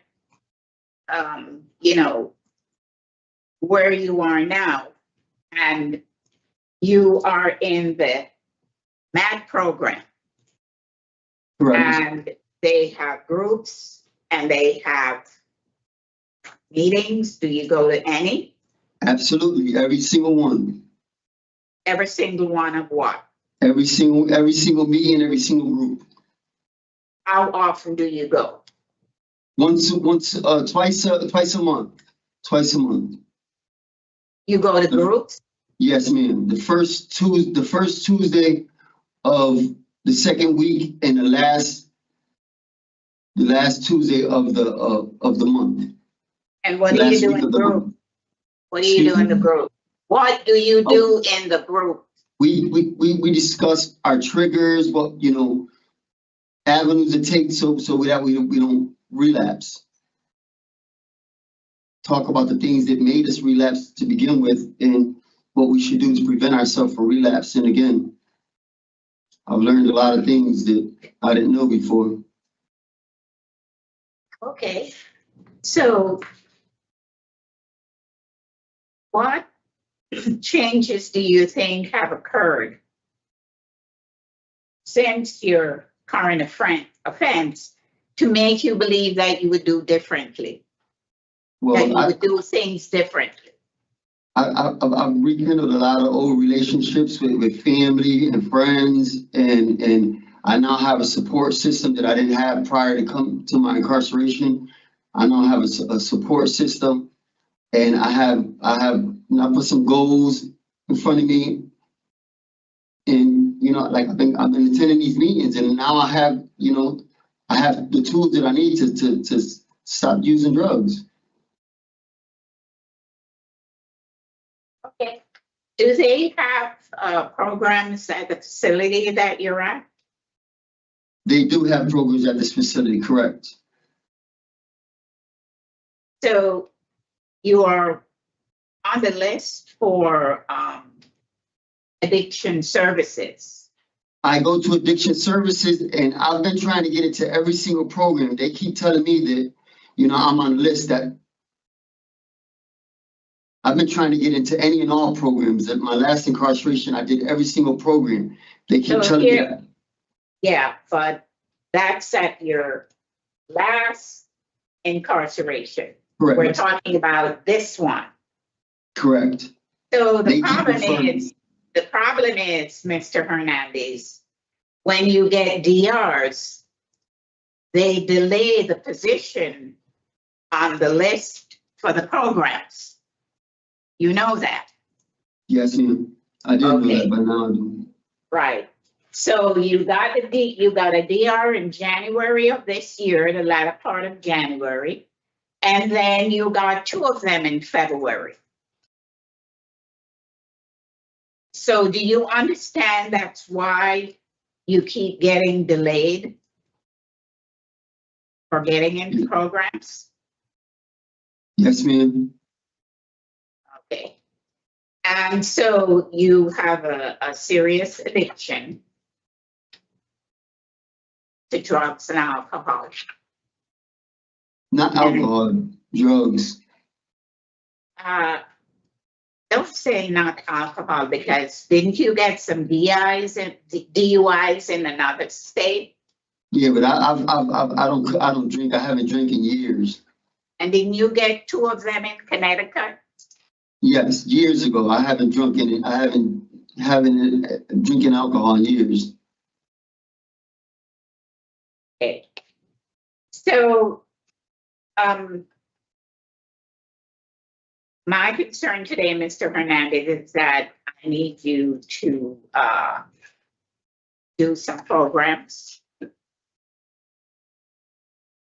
with that drugstore of 5. And I know you did say you rekindled your relationship with your support system and that you are in the math program and you are going to groups. But I'm looking at what you shared with the parole officer as your release plan. You know, you're going to your previous place of employment. You're going to your sponsor, who's your fiance. I know you mentioned wife earlier. You said you have support of your fiance, your kids, and your extended family, but you don't have a relapse prevention plan. And that's concerning for me. Okay? So I do hope that eventually you will come up with one, because I think it's important for you to have one. Well, I just assumed that my relapse prevention program was, if they give you parole makes you, they make you go to these programs. Mr. Hernandez, the fact that you're saying they make you, if you didn't have a problem, an addiction services problem, parole, discretionary or special parole would not require you to go, or even probation. Oh, I didn't know So that. it is because you have a problem with drugs. Yes, ma'am. Okay, so you have to come up with a plan that's going to work for you and that will fit in when you eventually go out. Yeah, stay on the methadone program, and stay away from everything. Yeah, but methadone program, you know, you have to have more than a methadone program. Okay? And AAA, family, I don't understand. I don't understand. I think it has to have several components, Mr. Hernandez. And if by now you don't know what they are, you have some serious issues. I know what works for me, Miss Chance, and what works for me is staying away from the people who And always. you think methadone works for you? Okay. Yes, ma'am. All right. Okay, well, thank you for answering my questions. Yes, ma'am. Good luck. Thank you. Here, I'll say. Mr. Hernandez, have you ever worked with a sponsor in AA? Yes, ma'am. Have you ever worked the 12 steps? Yes, ma'am. What happens when you get to step 12? I'm not. You gotta have to refresh what I do when I get to step 12. You don't know? Is that what you're saying?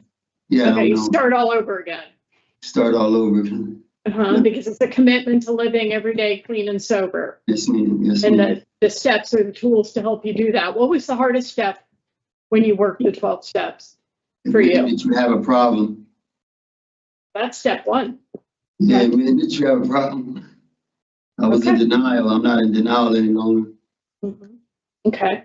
Well, that's it for the questions, Mr. Hernandez. So if you could sit quietly and not interrupt us, we're going to discuss your case. Sure. Mr. Hernandez has extensive criminal history. He rates very high for risk of recidivism, and he's here on a very concerning offense that he committed while on probation for assault in the second degree. During his incarceration, he received several disciplinary reports. He is in a medicated assistant treatment program, and he hasn't done any other programs. He says he doesn't want to be in prison anymore and he's done with it. I believe him. I think he doesn't want to be there anymore. What I'm not really hearing is a roadmap to get there, to make sure he's successful in the community. His history and his DOC drug score of 5, I would not be able to support his discretionary parole today. I would be willing to discuss it right here. But certainly denial for today. Ms. Chance? So I agree with all of that Mr. Sarperson has said. I do have him denied, but I do not have a rehear date for Mr. Hernandez. I am also a denial and I do not have a rehear date. I think what concerns me the most in his situation is this is his third conviction, weapon related, and the story has changed multiple times. Now he's telling us that burying the guns under the leaves was putting it in the trash. He told the parole officer he was going to sell them. And he also blamed his son for having the guns in the backpack. So it's concerning that he hasn't fully taken responsibility for this offense. So I have criminal history, offense on probation, inadequate program participation, and poor institutional adjustment. Correct. Okay, good with that. All right, so in the matter of Miguel Angel Hernandez, inmate number 225411, there is a motion to deny parole for the following reasons: your criminal history, your current offense being committed while you were on probation, your inadequate program participation, and your poor institutional adjustment. Do I have a second? Second. All in favor? Aye. Motion carries unanimously. Parole is denied. Thank you, board members. This concludes the parole hearing for Mr. Miguel A. Hernandez, 225411.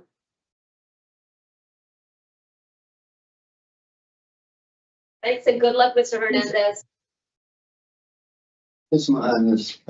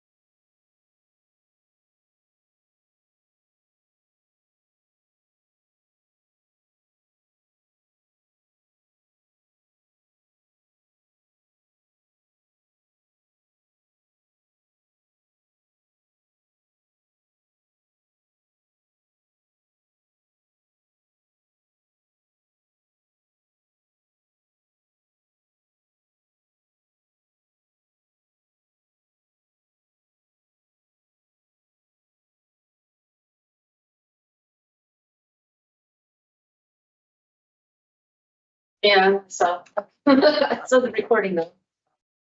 All right, so, thank you, board members. This concludes this eligibility designation review for Mr. Irving T. Adams to 30318.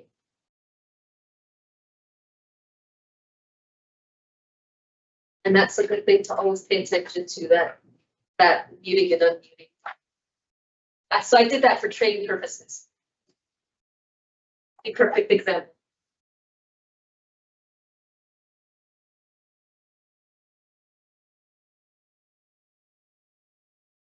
Purely intentional, Sprague, I promise. Okay, good morning. I'm Parole Officer Vasquez. Today is the 2nd of July, 2026. This is a parole eligibility designation review being conducted for Mr. Dacon Alston, inmate number 387181. Board members, please identify yourselves for the record. Nancy Turner. Joy Chance. Alex Sarkoff. Thank you, board members. Let the record also reflect that we do have an attendance today purely for observational and training purposes, Parole Officer Sprague. Mr. Alston's case is being reviewed for eligibility designation today in accordance with Connecticut General Statute 54-125 lowercase a. Mr. Alston is currently serving a total effective sentence of 4 years concurrent for 2 counts violation. Underlying offenses being 2 counts robbery, first degree dangerous instrument. Mr. Alston is also serving 3 years concurrent for this larceny 3rd degree charge. It bears special noting that under the same related docket, Mr. Alston additionally incurred a charge of receipt from illegal use credit card, noticeably resulting in an unconditional discharge disposition. The panel will now deliberate and make their final decision. So in the matter of Mr. Alston, the reference that was just made, he used an app to buy a credit card so he could charge a 30-night stay in the hotel due to homelessness. There's been continued violence with an arrest for assault second, reckless endangerment and invading, which were domestic in nature. It was all caught on video. The victim ended up with injuries requiring a 5-day hospital stay. It was a concerning situation. I see continued violence and believe Mr. Alston should be designated at 85%. Mr. Zarkov? I agree. I agree. Okay, so in the matter of Daquan Alston, there is a motion, inmate number 387181, there is a motion to designate him as 85%. He would have to complete that amount of his sentence before being eligible for discretionary parole supervision. Do I have a second? Second. All in favor? Aye. Motion carries. All right, this concludes this eligibility designation review for Mr. Dacon Alston, 387181.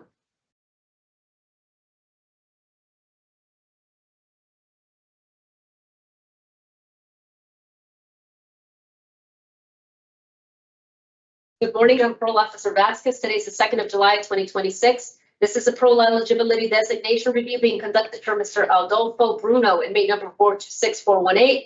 Board members, please identify yourselves for the record. Nancy Turner. Joy Chance. Alex Sarkoff. Great, thank you, board members. And we also have an attendance today for training purposes, observation, purely training, parole officer Sprague. In Mr. Bruno's case, it's being reviewed today for eligibility designation in accordance with Connecticut General Statute 54-125 lowercase a. Mr. Bruno is currently serving a total effective sentence of 3 years concurrent for a violation of probation. Underlying offense being a conspiracy to commit robbery 3rd degree. Mr. Bruno is also serving 4 years, followed by 6 years special parole for criminal possession on firearm, ammo, defense weapon charge. Mr. Bruno is lastly serving 4 years concurrent for possession with intent to sell dispense narcotic charge. In his case, it bears special noting that under an unrelated docket, Mr. Bruno additionally incurred charges of illegal discharge of firearm and threatening 2nd degree physical threat charges, both noticeably resulting in unconditional discharge dispositions. The board members will now make their final decision regarding this case. Mr. Zarkov. Madam Chair. Mr. Bruno violated his probation after an incident where he admitted to discharging a weapon in what appeared to be a road rage incident. He was arrested on a number of weapon-related charges there, some more vehicle offenses too. Based on this, I do think there's a continued threat of violence to the community, and I believe it warrants an 85%. eligibility designation. Ms. Chance? I agree. As do I. In the matter of Adolfo Bruno, inmate number 426418, there's a motion to designate Mr. Bruno at 85%. At that point, he would become eligible for discretionary consideration. Do I have a second? Second. All in favor? Aye. Motion carries. Thank you, board members. This concludes this eligibility designation review for Mr. Adolfo Bruno, 426418.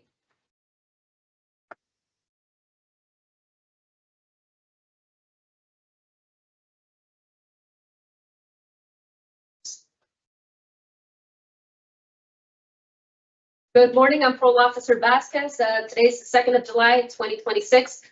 This is an eligibility designation review being conducted for Mr. Matthew L. Collazo, inmate number 425656.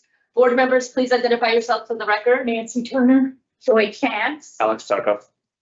Thank you, board members. Let the record further reflect that we do have an attendance purely for training purposes of Parole Officer Sprague. And Mr. Collazo's case is being reviewed today for eligibility designation in accordance with Connecticut General Statute 54-125 lowercase a. Mr. Collazo is currently serving a total effective sentence of 3 years concurrent for a violation of probation. Underlying offense being an assault second degree, serious physical injury with weapon charge. Mr. Collazo is also serving 10 years, execution suspended after 3 years concurrent, followed by 3 years probation for 2 counts violation of protective order, threat, harass, assault. Mr. Collazo additionally finds himself serving 11 months concurrent for 2 counts assault third degree and also a cruelty to animals charge. The panel will now deliberate and make the final decision. Ms. Chance? So in reviewing Mr. Collazo's criminal history and his current violation of protective order, which were 2 counts, and then his current charges of 2 counts of assault third and cruelty to animals, he continues to display violent behavior. The assault third, they were family violence. And so I have Mr. Collazo serving 85%. Mr. Sarko? I do too. There's noting that in anger, he caused injuries to an 8-month-old dog that will be with that animal forever. So very sad, but I do see the continuation of the reckless behavior that he demonstrated with the motor vehicle while he's been on supervision. So in the matter of Matthew Collazo, inmate number 425656, there is a motion to designate his eligibility at 85%. Do I have a second? Second. All in favor? Aye. Motion carries. Thank you, board members. This concludes this eligibility designation review for Mr. Matthew L. Collazo, inmate number 425656.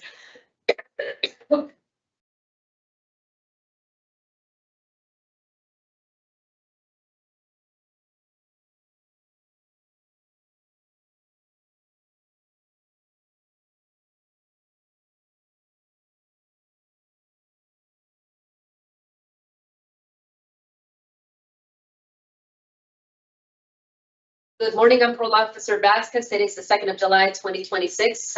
This is a parole eligibility designation review being conducted for Mr. Gabriel Ortiz, inmate number 430798. Board members, please identify yourselves for the record. Nancy Turner? Joy Chance. Alex Starkov. Thank you, board members. Let the record further reflect that we do have an attendance purely for training and observational purposes. Parole Officer Sprague. Mr. Ortiz, his case is being reviewed for eligibility designation today in accordance with Connecticut General Statute 54-125 lowercase a. Mr. Ortiz is currently serving a total effective sentence of 2 years and a day. This for a violation of probation, underlying offense being a robbery second degree weapon dangerous instrument offense. The panel will now deliberate and make their final decision regarding this case. So Mr. Ortiz has had a disappointing performance on probation that began in March of 2022. He's had driving on a suspended license, a mental health crisis resulting in a breach of peace and criminal mischief, That was the first violation of probation. He's had since then another breach of peace and some other charges involving assault and strangulation that were nollied. While his performance has been disappointing, I have Mr. Ortiz designated at 50%. Mr. Zarkov. I agree. Ms. Chance. Okay, so in the matter of Gabriel Ortiz, inmate number 430-798, there's a motion to designate his eligibility for discretionary parole consideration at 50%. Do I have a second? Second.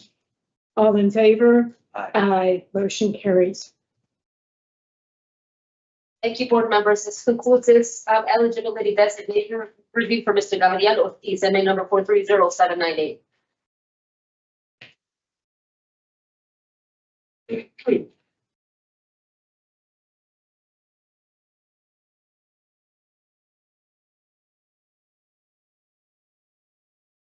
Good morning, I'm Parole Officer Vasquez. Today is the 2nd of July, 2026. This is a parole eligibility designation review being conducted for Mr. Santiago J. Ortiz, inmate number 435204. Board members, please identify yourselves for the Nancy record. Turner. Joy Chance. Alex Zarkov. We do have an attendance today purely for educational, observational purposes. Parole Officer Sprague for today's proceedings. Mr. Ortiz, his case has been reviewed for eligibility designation today in accordance with Connecticut General Statute 54-125 lowercase a. Mr. Ortiz is currently serving a total effective sentence of 4 years for a violation of probation. Underlying offense being a robbery, second-degree weapon, dangerous instrument. It bears special noting that under the same related docket, Mr. Ortiz additionally incurred a charge of failure to appear first degree, noticeably resulting in an unconditional discharge disposition. The panel will now deliberate and make their final decision regarding his case. Mr. Zarkov. Thank you. I have Mr. Ortiz's eligibility at 50%. The violations were due to noncompliance with probation conditions, shown up to treatment, missing groups. I didn't see anything that rises to a level of violence, so I have him at 50%. Ms. Chance. I agree. Okay, so in the matter of Santiago Ortiz, inmate number 435-204, there is a motion to designate his eligibility for discretionary parole consideration at 50%. Do I have a second? Second. All in favor? Aye. Motion carries.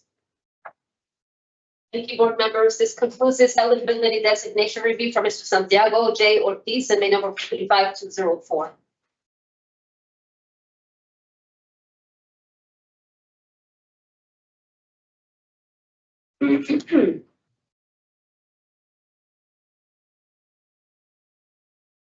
Good morning, I'm Parole Officer Vasquez. Today is the 2nd of July, 2026. This is a parole eligibility designation review being conducted for Mr. Ramel D. Pires, inmate number 440826. Board members, please identify yourselves for the record. Nancy Turner. Joy Chance. Alex Zarkov.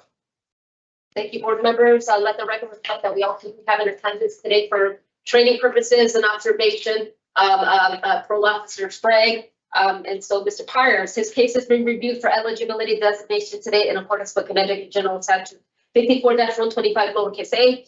Mr. Pires is currently serving a total effective sentence of 3 years concurrent for a violation of probation. Underlying offense being an assault on public safety, EMT, transit, health. Mr. Pires is also serving 3 years concurrent for another violation of probation. Underlying offense in this is being carrying a pistol without permit charge. Mr. Pires is finally serving 11 months concurrent for an interfere with officer resisting charge, along with 6 months concurrent for the charges of illegal carrying firearm under influence of drugs, alcohol, and also illegal operation of motor vehicle under the influence of alcohol or drug. The panel will now deliberate and make their final decision regarding his case. Ms. Chance. Yeah, so, it's the violation of probation with the underlying offense of assault on the public safety officer is at 85% charge. But the current offense is the illegal carrying of firearms and interfering and legal operating under the influence. I had him serving 50%. I have him designated at 85. He's now a serious firearm offender. He's continued to possess firearms illegally, and now he's doing so under the influence. I think it's a high risk to public safety and a serious violation of his probation. Mr. Zarkoff. Thank you. I thought this was a close call, but I do have him eligible at 50%. Okay. So in the matter of Ramel Pyers, inmate number 440826, there is a motion to designate his eligibility for discretionary parole consideration at 50%. Is there a second? Second. All in favor? Aye. All opposed? Aye. So Mr. Pyers is to be designated at 50% by majority. And if you would cite continued gun possession now under the influence posing a high risk to public safety as my reasons, I mean. That's for your purposes, correct? Written decision. So 50% majority decision, turn of dissenting. Perfect. Thank you, board members. This concludes this eligibility. Let's try that again. This concludes this eligibility designation review for Mr. Ramel Pyers, inmate number 440826.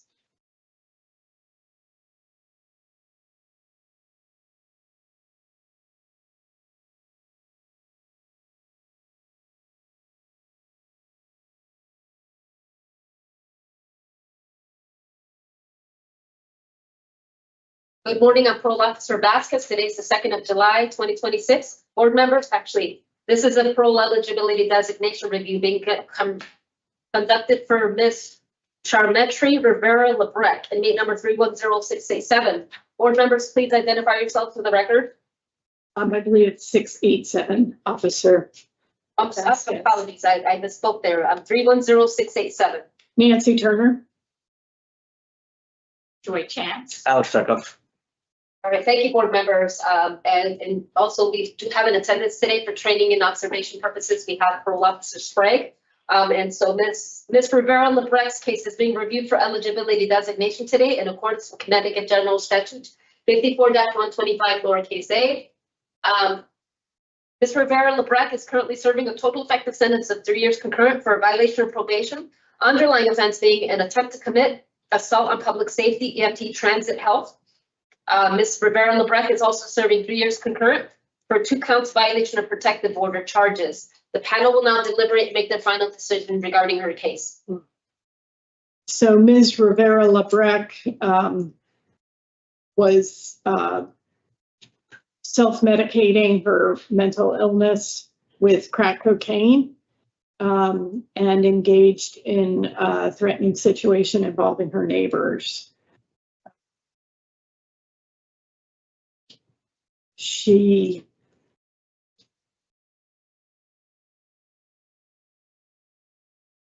had one of the violation of protective orders in July of 2024. Again, resisted arrest, was kicking and using vulgar language, had to be carried down the stairs. That was the degree to which she was resisting, which is quite similar to the underlying offense of assault on public safety for which she is serving.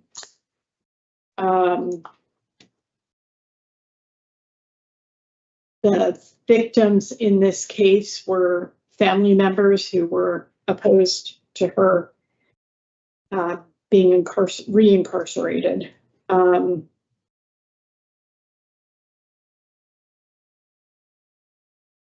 I have her designated at 50%, which is a bit inconsistent given the carryover of the behavior, but I think this is largely a mental health crisis where she needed an intervention to get clean and sober and back on her meds. So, Mr. Zarkoff? I also have 50%. I do. She had a habit of not taking her meds and being off of it. And I think her family or her neighbor is the one that knows exactly why and so why they should seemed to be more of a threat to herself than anybody else. Yeah. So in the matter of Charmetri Rivera Lebrec, inmate number 310687, I make a motion to designate her eligibility at 50%. Do I have a second? Second. All in favor? Aye. Aye. Motion carries. And thank you, board members. This concludes this eligibility designation review for Ms. Charmetri Rivera Lebrec, inmate number 310687.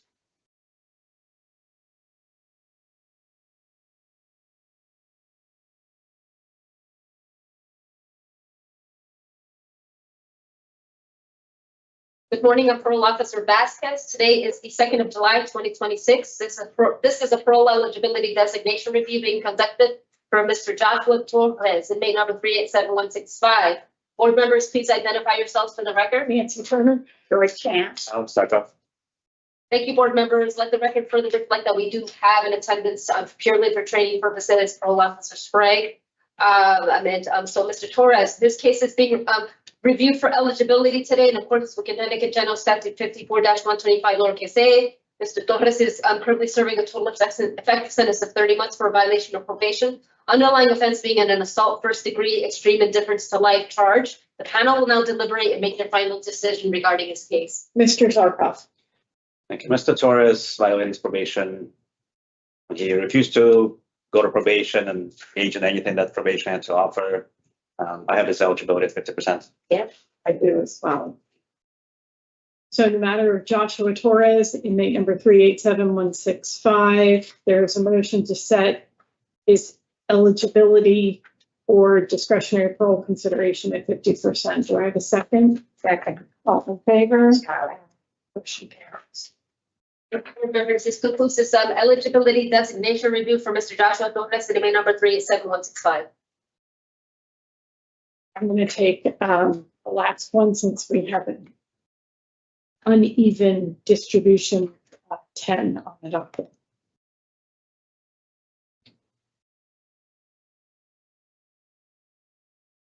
Good morning, I'm Parole Officer Vasquez. Today's the 2nd of July, 2026. This is a parole eligibility designation review being conducted for Ms. Melissa R. Zawin, inmate number 372027. Board members, please identify yourself for the record. Nancy Turner. George Chance. I'll start off.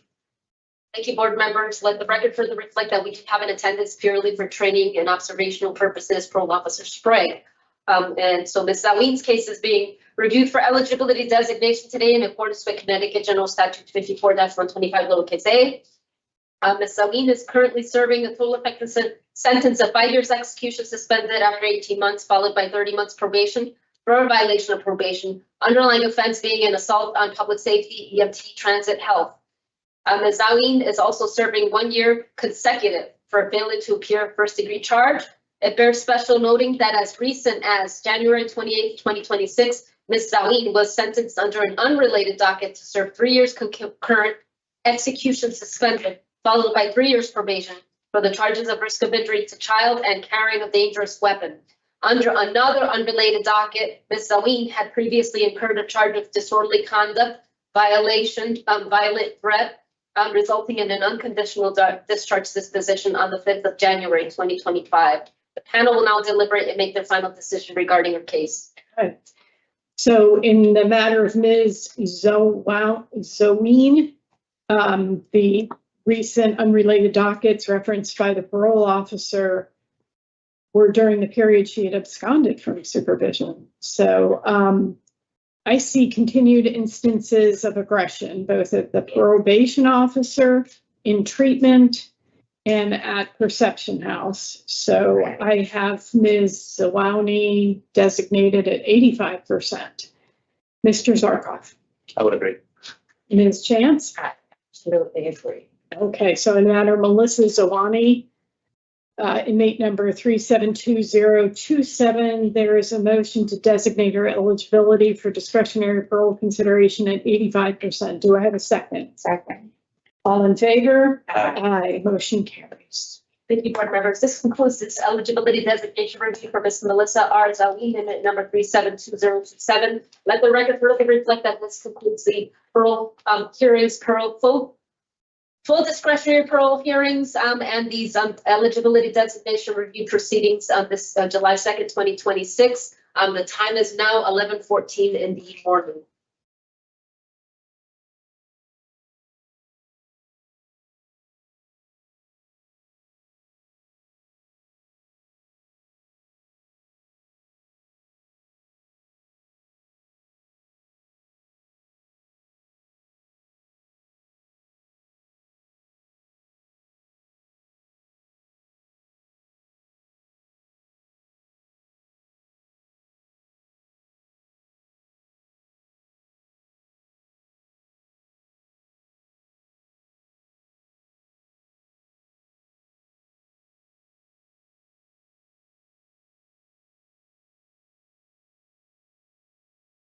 Good morning, I'm Mary Kim, Vice Chair, today is July 2nd, 2026. Can the board members please state your names for the record? Panel Member Barry. Panel Member Rodriguez. Deborah Smith Palmieri.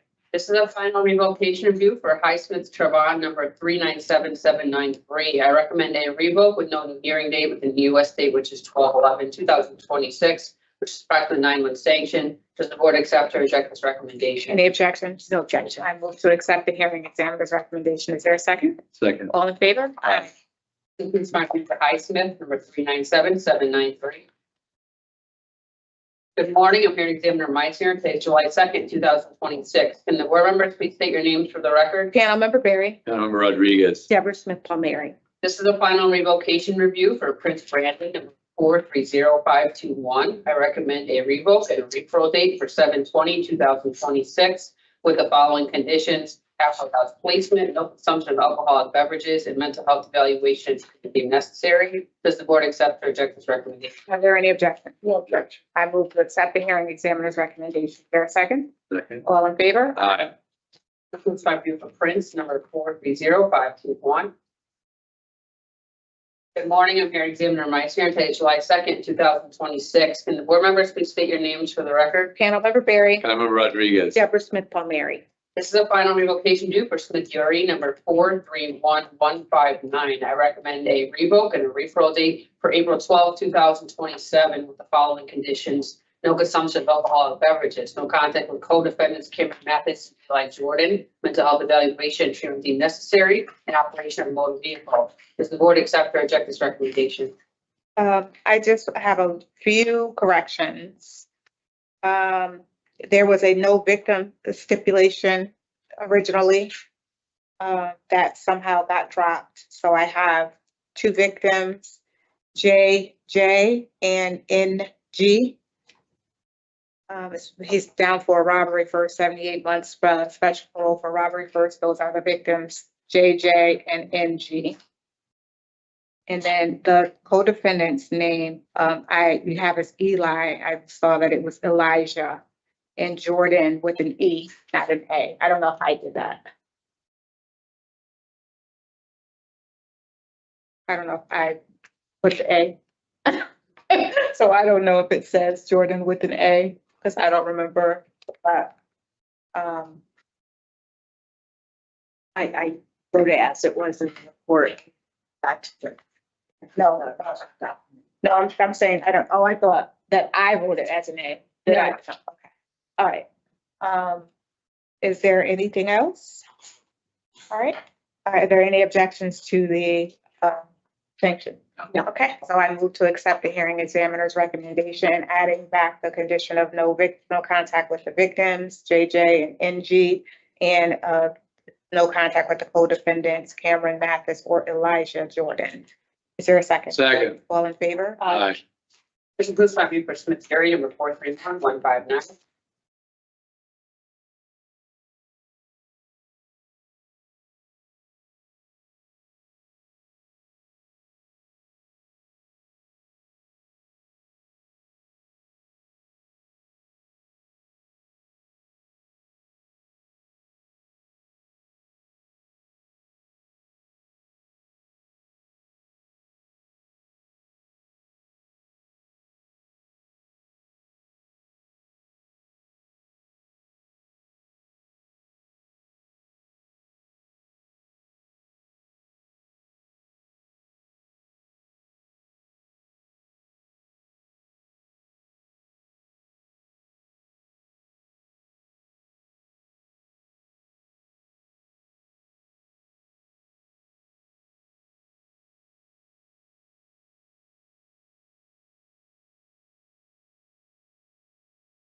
Whenever you're ready.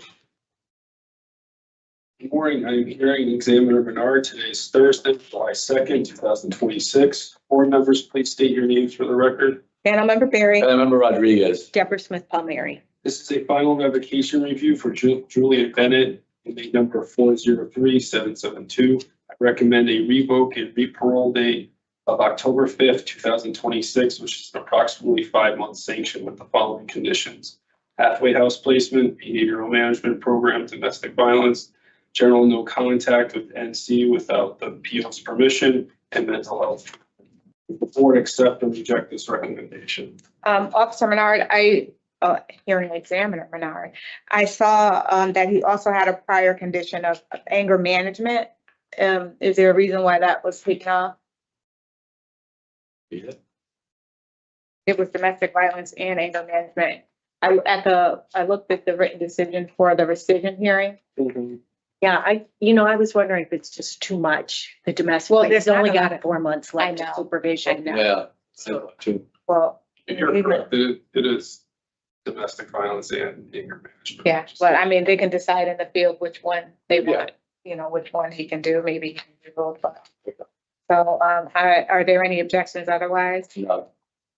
So he barely did the domestic violence. I'm gonna move that, to accept the hearing examiner's recommendation, adding back the condition of anger management and the other conditions set forth. Is there a second? Second. All in favor? Aye. This includes the final revocation review for Julian Bennett. 772.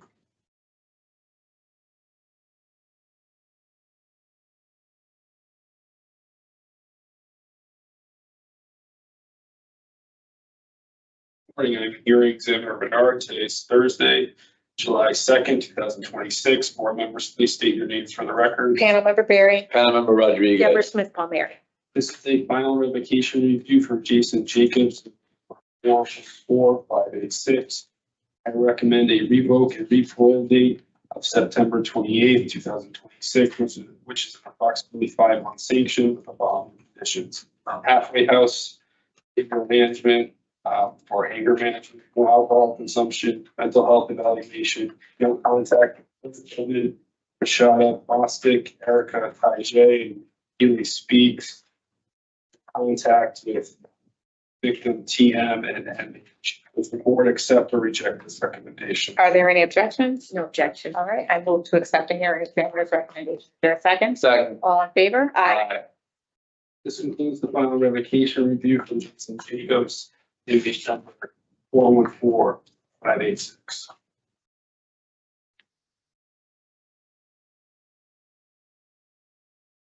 Good morning, I'm hearing examiner Bernard. Today is Thursday, July 2nd, 2026. Board members, please state your names for the record. Panel Member Barry. Panel Member Rodriguez. Deborah Smith Palmieri.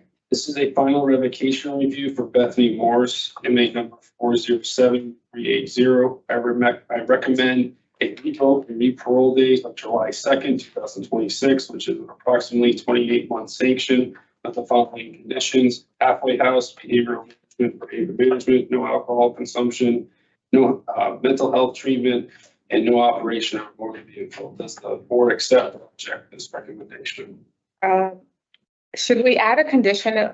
I didn't even write the name down, but with a no contact with the victim without the parole officer's permission, because the charges are risk of injury.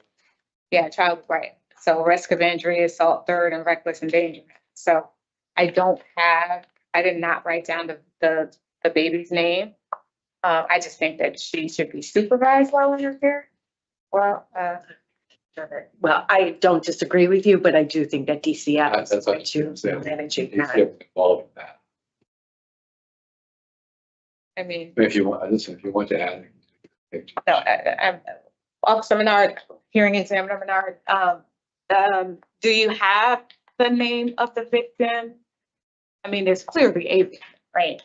Yeah. So I don't know. And I agree with both of you that DCF will be involved, but I don't want us to overlook or negate the fact that there is a victim here and we acknowledge that there's a victim. Yeah. I did see a first name. I don't think I saw a last name, but maybe we I can, didn't, and in the reports, I'm not sure it said it's it. in there as well. Yeah. I think it was blacked out. I don't think I have this here. I just see the first name also. Yeah, Could we do a no contact without parole officer's permission with the first name, first name?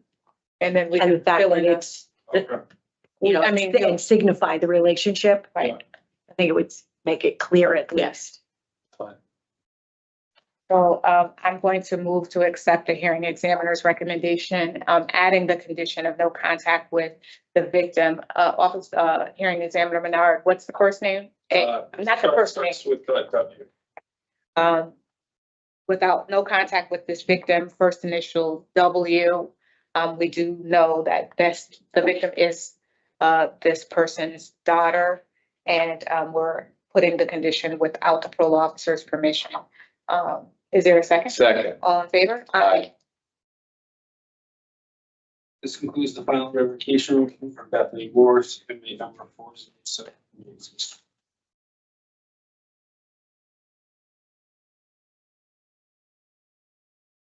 Morning, I am hearing examiner Bernard. Today is Thursday, July 2nd, 2026. Board members, please state your names for the record. Panel member Barry?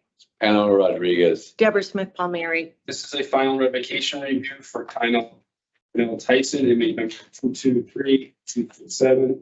Recommend a revoke and re-parole date of July 2nd, 2026, which is approximately 3.5 month sanction with the following conditions: behavioral management, domestic violence, alcohol consumption, no contact with victim SW without the PO's permission. Does the board accept or reject this recommendation? I do accept the recommendation. I just wanted some clarification about the no alcohol consumption condition. I don't think that it was on the original conditions. Is there something in the file? Did either of you review anything? I thought he was under the influence of alcohol when it happened. I didn't see that. Or he admits to using alcohol.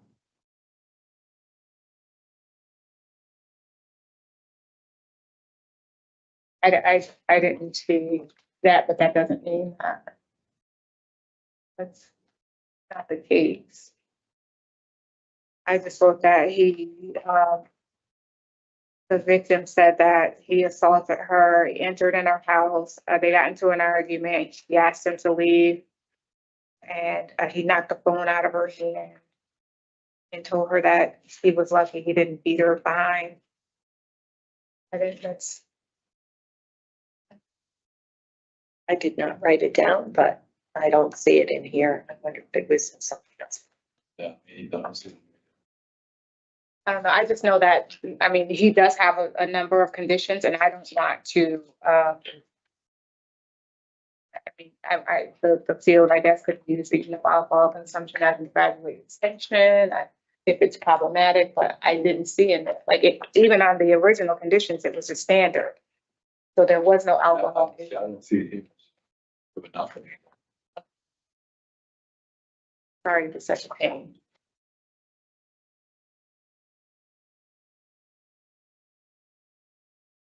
All right, we'll just, I mean, if we need to add it back, hearing examiner Menard, then we can, but I just, if maybe the field will show us something that they need, the victim needs to be there, so, and have a case review. So I'm going to move that to accept the hearing examiner's recommendation, minus the no alcohol consumption condition. Is there a second? Second. All in favor? This concludes the final revocation review for Tyson. 226. Right. Morning, my name is Parole Officer Menard. Today is Thursday, July 2nd, 2026. This is a case review hearing for Jose Cubas, inmate number 233612. Please state your name for the record. Panama Berry. Anna Rodriguez. Deborah Smith Palmieri. PCS is requesting that the halfway house placement condition be added. At this time, the panel will now deliberate. Any objections to No that? objections. Move to add the halfway house condition for the field's request. Is there a second? Second. All in favor? Aye. Please, if you can for who's 33612. 316 is. Page 16. Thank you. All's well.